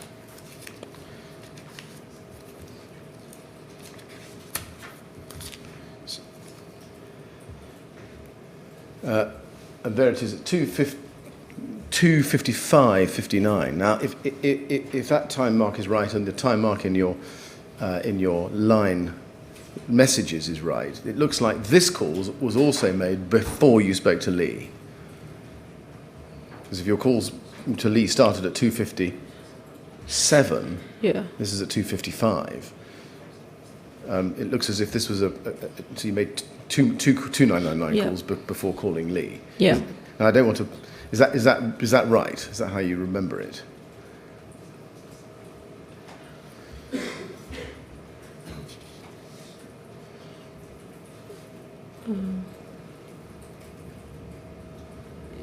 Is there a fifth? There is. Is there a fifth There is. call, right? There is. We'll come to that. That was at 3:07. Yeah. Okay. Yeah. So.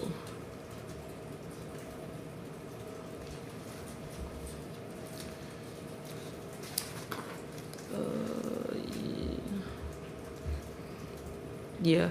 Okay. Okay. And the reason I'm asking you, Dr. Lee, is because in your statement you say you have the third call, which we've seen, and then you say you speak to Lee at 2:59, but in fact the call is if it starts at 2:57. Yeah. is preceded, I think, by this call at LFB 389 at 2:55. So, looking at that call, you say if you go to page 3 of that call,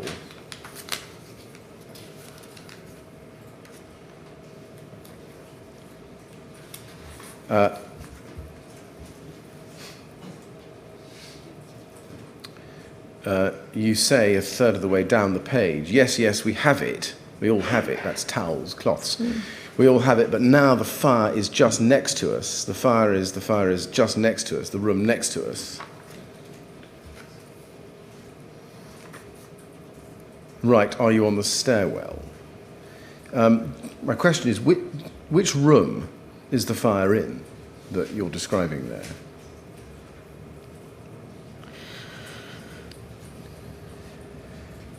So the fire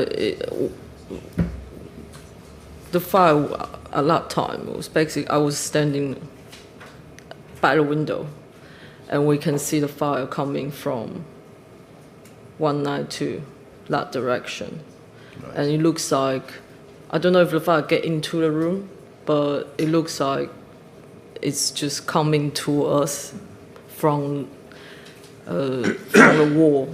If that makes sense. Across the exterior of the building? Yeah, because the fire basically just coming toward our direction and following the wall. So that's why I say the room was next to us and there's a fire coming so you mean from the flat that next direction. To you? Yeah, it's from 192, that direction. Turning on in the transcript, you say on page 4,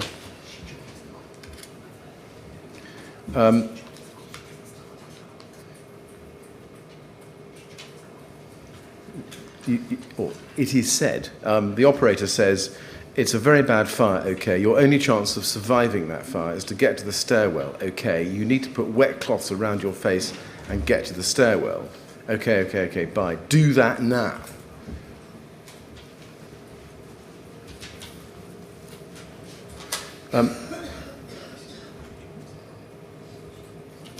Well, the first question I should ask you is, I've just had a note which had suggested that this isn't actually your call. She takes the call. Well, hang on. Halfway through. Let me just see if I can pursue this without offstage prompts. First of all, this will take a little longer than I was anticipating, but Dr. Lee, bear with me. We start with the call, which starts at 2:55:59. And perhaps this may help you with your recollection. If you go to page 2, a third of the way down, the caller says, it's on fire, screaming. And then caller 2, 22nd floor, please. Can you send inaudible, helicopter to 22nd floor, inaudible. The light is on, our light is on, please send it because the fire is everywhere. Are you either of those callers, caller or caller 2? Do you remember?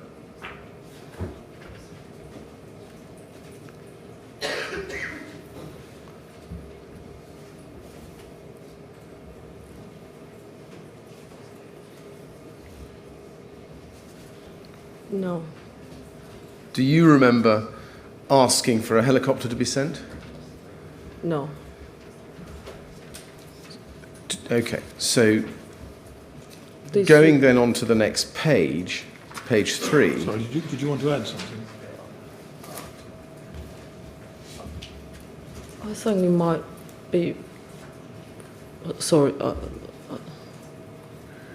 think it might be from the mom and dad. Right. Okay. From 193.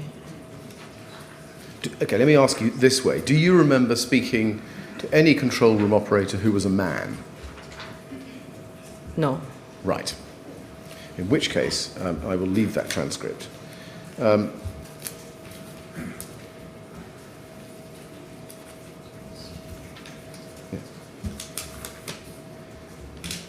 There's a call, and you referred to it as a 5th call, but I think it's in fact... Yeah, it's a 4th call. It's actually your 4th call, yeah. But now establishing that. At 3:07:13, and that's LFB 404.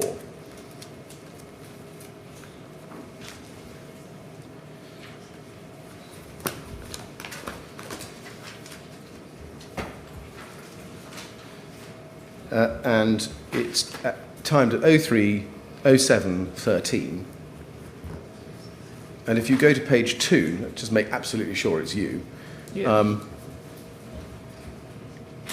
You can see the first few exchanges in the call. 22nd floor, operator, okay, you still in your flat? Yes, we've got 10, 11, 12 people actually. Okay, and there's the smoke getting worse in your flat. Does this trigger a recollection? Yeah. Yeah. Okay. Then if you go to page 2, or stay on page 2, you say we're still in the flat. Why have you not left the flat at that point?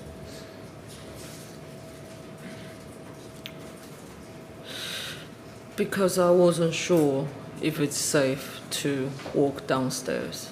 Right. Had you heard in those few minutes previously, at around the time of the call, which we were just looking at a minute ago, which wasn't your call, about the helicopters, do you remember after that call anybody saying to you that they've been advised to leave, they must leave, and they've been told by 999 they've got to leave? No, because at that point we actually can't really see each other. Right, because of the smoke? Yes, and it was pretty chaotic at that stage. So if you ask me, we were not really actually having conversations with each other because everyone was panicking. Right. I was going to ask you, so you didn't at this stage now have a conversation with Bassem or with Nadia? We didn't. What about the children? No. No. And you then, on page 3, halfway down the page, you ask the control room operator, yeah, but will it be safe to walk? That's my question, please, like with the fire. It's not fire, it's not fire, it's smoke. Okay, so it's only smoke. It's smoke in the stairwells, but saying that, you still need to take precautions. So keep wet blankets, keep wet towels, tea towels, anything, clothing, put it over your face and nose, all right, and make your way out. Make your way. Now, why did you ask whether the stairs would be safe? Because I want to know. So I wanted to know if there's a fire in the staircase. Because my understanding is if there's fire in the staircase, then it's pretty hard for us to run through the fire. And I was trying to understand how bad the situation was. And so when the operator said it's only smoke, to me, I feel a little bit possible to run through smoke than running through fire, if that makes sense. Where had you got the idea that there might be fire in the stairs? I didn't know anything. Like, I didn't know how the fire spread, so I wasn't sure if the fire has come into the stairwell, like how bad, if it's already that bad. When you were told by the control room operator that it was only smoke, it's not fire, it's only smoke, did you tell the other people in flat 193 that it was only smoke and no fire in the stairs?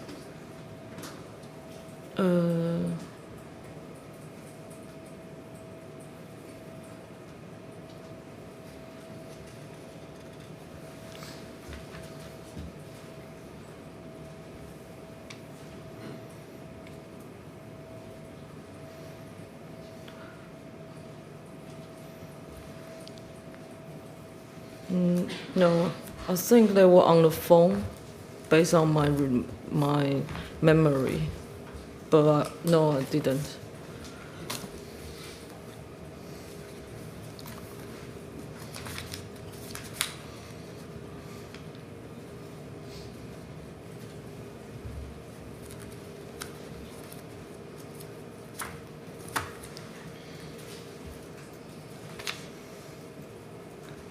Your statement, your first statement, deals with your leaving at paragraph 86. And you say, after the last phone call to 999, Lydia and I decided to run down the stairs. What was it that motivated you finally to make that decision that you didn't make before?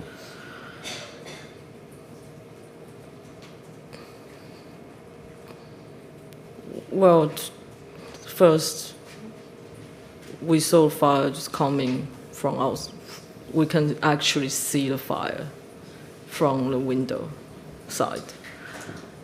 That made us feel it's coming. It is really coming. And the second is the operator control center basically said there's no fire, there's smoke, you have to. My understanding at that time was they told us to evacuate the building immediately. Yeah. And so I basically think if we don't run, we will definitely die. You were saying that, were you? I was talking to Lydia, and we both agree if we don't run, we don't try. And we also were aware, like, even with run, we still can possibly die. So we decided to take a chance. And she said she will follow me. So that's why we decided to leave.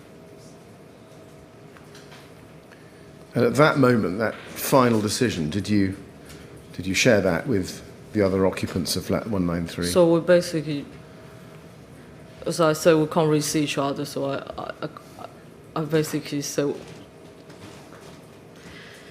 to the room, saying we need to go.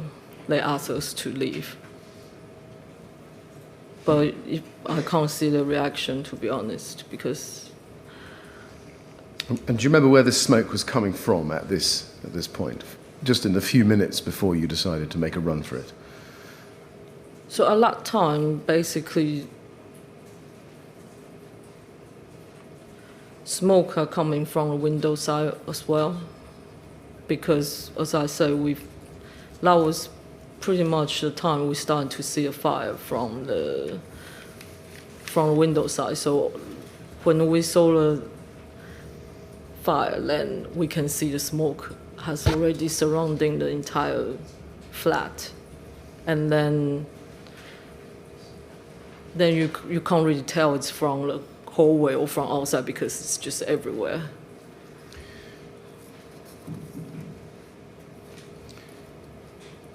And you explain in paragraph 86 that you went to the kitchen and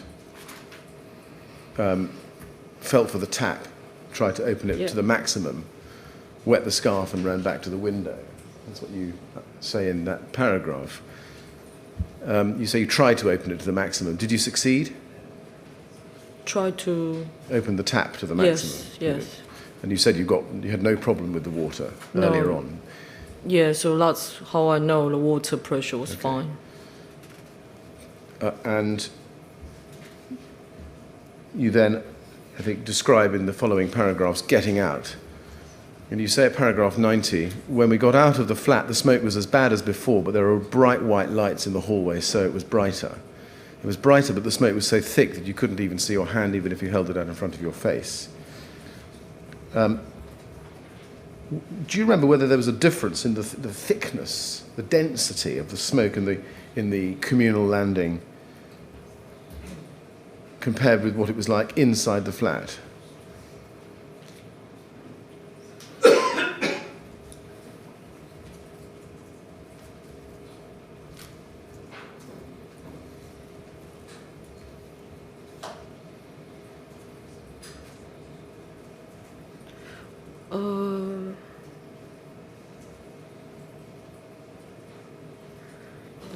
So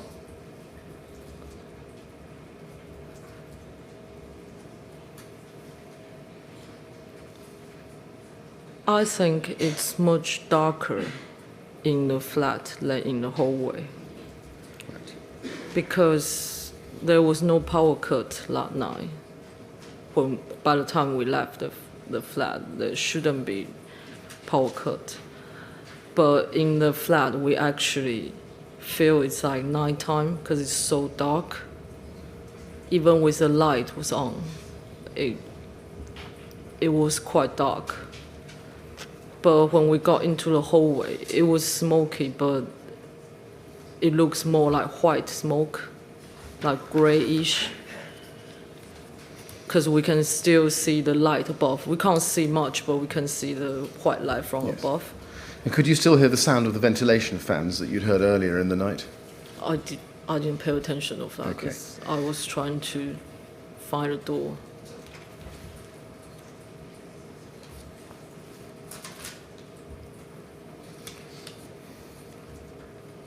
When you left the flat for the last time, do you remember where the families were? Start with Bassem and Nadia. Where were they? Do you remember? They were them both by the window. Which window? There's only one There's actually only one window. There was only one window. You can have very little air, so pretty much everyone is not far from that window. Right. But I remember basically because we can't see people clearly, but because they were on the phone and pointing basically about the helicopter. So I know they were roughly by the window side. Which window? Which the room? window at the corner. So in the living room? In the living room, yeah. We're all in the living room. Sorry, I should have asked you. Was it the west-facing window or the south-facing window in the corner?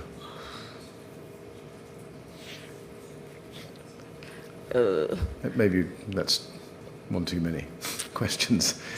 No, because I can't tell which size. West. Okay, let me try this. Was it to the left of the corner or the right of the corner as you look into the living room? So there's a corner of the building. It's that corner. Yeah, and with the windows to the left or to the right?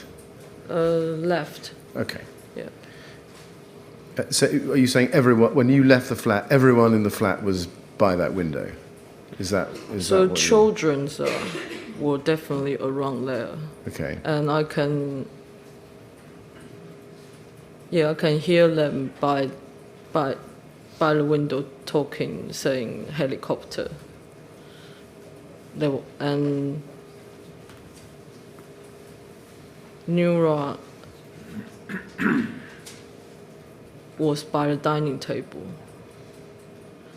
And I didn't see other people actually. I didn't see Nura's husband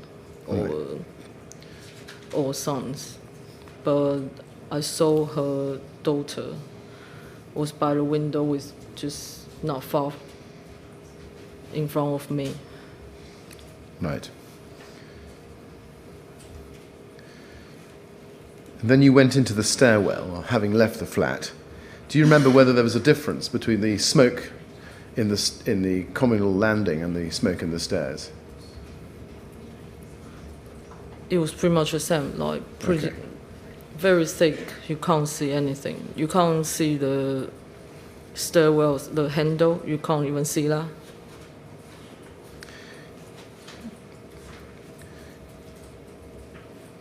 Were the lights in the stairs still on? Yes. As you went down the stairs, do you remember noticing any change in temperature? No, temperature was just warm. But it's not like hot, it's just warm. As you went down, do you remember if you saw any stairwell doors into lobbies which were open? No, because you can't see them. You can't see the doors. As you went down, do you remember being able to see the numbering clearly, the floor numbering? No. Now, at paragraph 100 of your statement on page 11, you say that on the 5th or 6th floor, to the best of my understanding at the time, I ran into a fireman. And you describe the conversation. And at paragraph 104, just a bit lower down the page, you then say, when I bumped into the firefighters, they were asking questions, like could I walk, were there any others with me? And then you say, in the third line up from the end of that paragraph, I said 22nd floor, flat 193, and there was still more than 10 people there. They asked if we could walk and saw someone else could help us. Do you remember where you were when you told the firefighter that there were 10 people still in flat 193 on the 22nd floor? Sort of, it was, we were at the end of the stairwell. So there's a stairwell, there's a hallway before you go to the ground floor. Basically, that's the end of the stairwell, and that was the time the firefighter was checking if we were okay to walk downstairs by ourselves, or they have to come with us. And yeah. Did you see or hear anything about what that firefighter or those firefighters did with that information? No, they basically just went into the stairwell. Right. Straight away. Yeah. Did you see where they went after that? No. Now, we know that you left the tower, according to the CCTV imagery, at 3:22 a.m. And we have an outgoing call in your messages with Lee at 3:26. And if you can go, please, to page 514, sorry, IWS 514, page 9. It ends at 3:26. And it lasts for 53 seconds. I'm sorry, I'm jumping on ahead a little bit.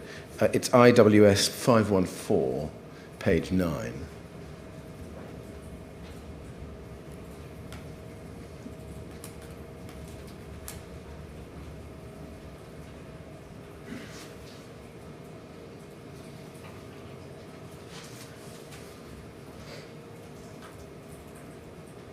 And you see there, halfway down the page, a phone call.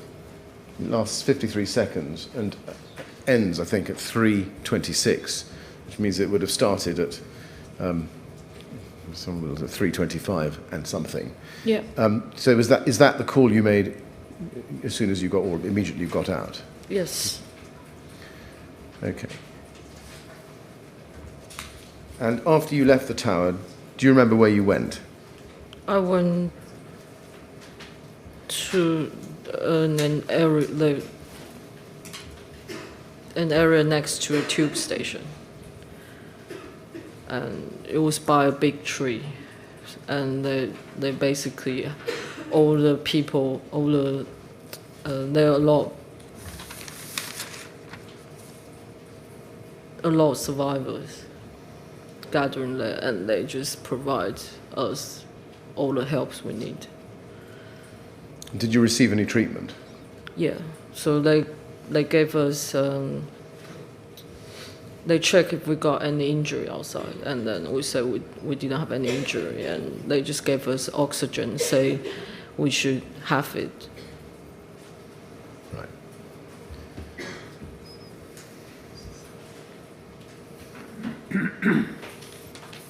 Mr. Chairman, I've come to the end of my questions. Dr. Lee will be glad to know.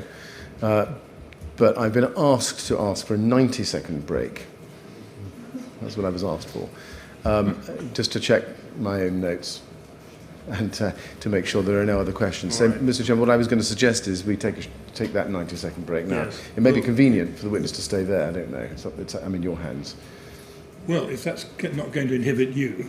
or anyone else in the room. Well, it may inhibit other people, but that's not my... Well, we'll sit there. Should we sit here while they confer, see if there are any more questions? Yeah. Save some time. Simply because of the shortness of time. I mean, it may be more seemly to rise, but probably less convenient. The rest of the room can assume neither I or the witness are present then, Right. until 5:25.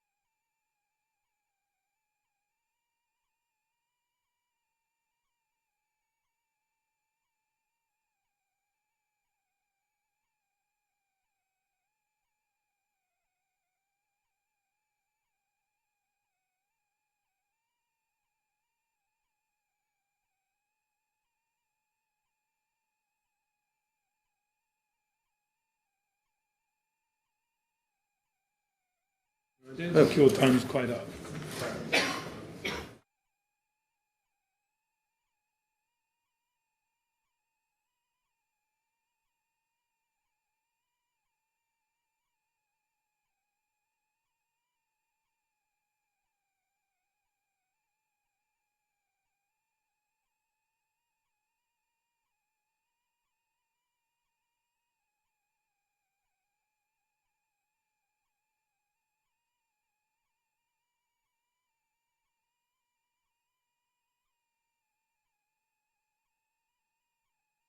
Check. Mr. Friedman, if you...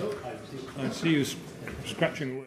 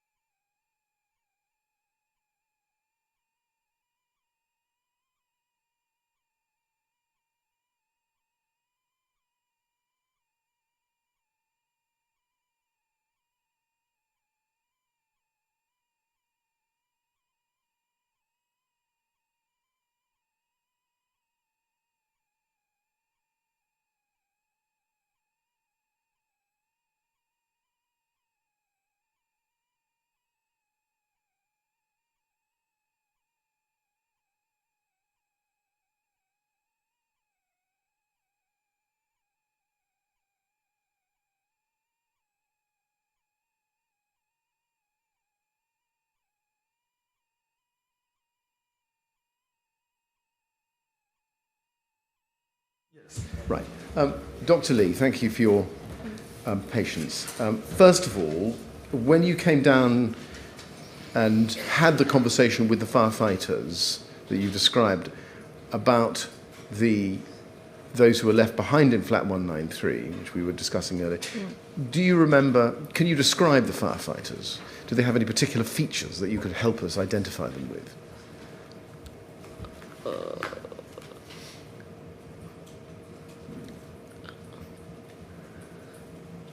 No,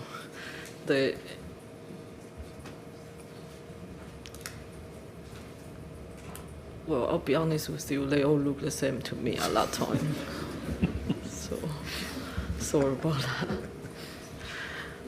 Great. Right.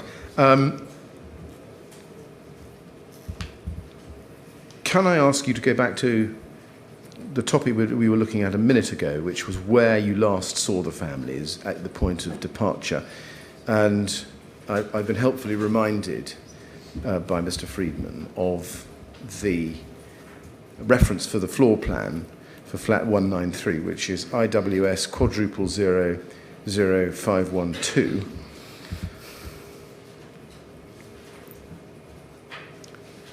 And this ought to be helpful.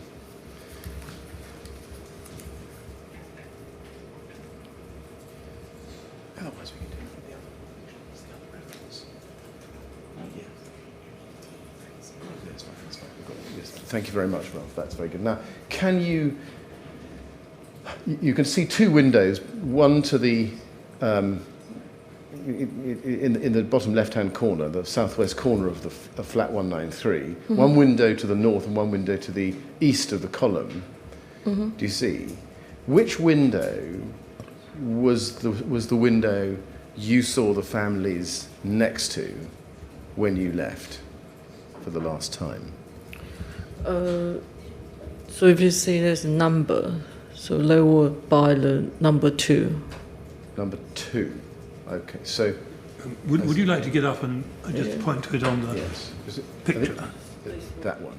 Right, thank you very much. Yeah, the 2 is on its side. So just for the transcript, that's the window to the north of the southwest column of the building on the 22nd floor.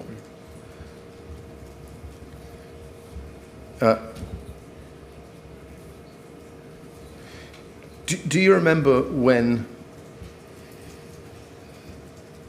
Do you remember when you were in the flat after the Chukers' attempt to leave and they're coming back in again, when Nadia's phone was ringing? You hear her phone ringing. Do you remember that? No, I don't remember. Okay. Did you have any difficulties with phone reception yourself? No. A couple of questions about Noura Jamal. When she came in to flat 193 from 192, how was she? Was she? What sort of state was she in?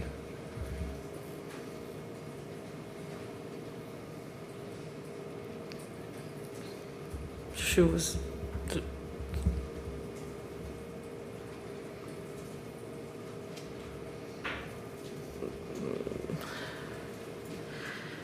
Well, panicking, if you ask me. Was she suffering from the effects of fire, heat or smoke, could you see? Yeah, she came in with like this and said, it's too bad in their flat. They can't stay there anymore. Right. And she was with her daughter, I think? I only saw the daughter, but I would assume their family will come together. And what sort of state was her daughter in?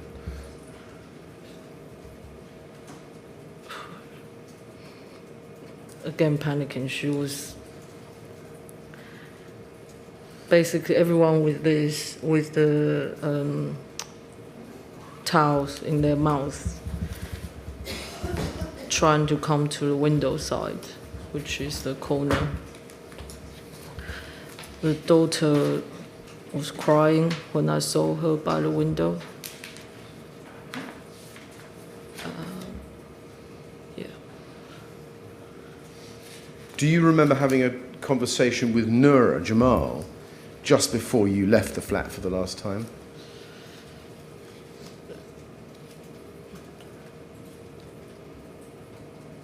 Yeah, I was trying to tell her we have to go. They told us to leave. And she was praying all the time. And she asked me to pray with her. And I don't think she was listening to me, and she was insisting me to pray with her, despite I can't really speak the language. And you've described that in your statement at paragraph 84. Yeah. And my question is how long after that discussion about praying did you leave with Lydia? It was very, very soon after that. We just decided to go because we got feeling everyone was giving up. So we have to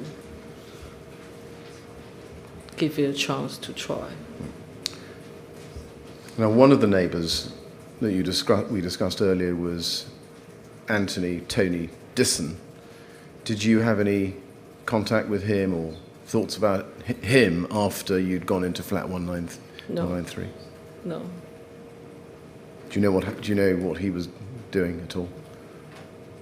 No, I don't know.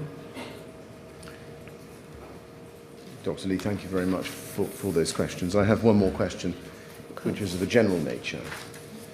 Is there anything else over and above the two statements, written statements that you've given to the inquiry, and over and above what you've told us today, about the events of the night that you saw, heard, or smelt or felt, that you think that it's important for the chairman to know?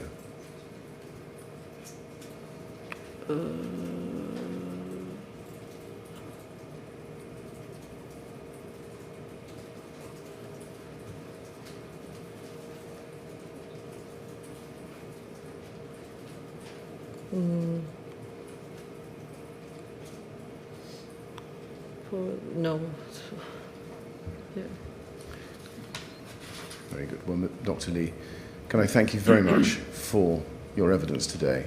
We very much appreciate your coming to the inquiry and helping us with our investigations. I'm sorry that it's taken so long. And I'm particularly grateful to you for spending the better part of your evening with us. So thank you, Mr. Chairman. Yeah, thank you. And I'd add my thanks to those of Mr. Millett. You've given evidence for a very long time, and I'm sorry if it's been tiring and in some respects troublesome for you. But you've given us some very useful information that I think no one else could have given us. So your evidence is very valuable, and we're very grateful to you for coming to give it to us. Thank you. So, thank you very much. And if you'd like to go with the usher, she'll look after you. Okay, thank you. Thank you.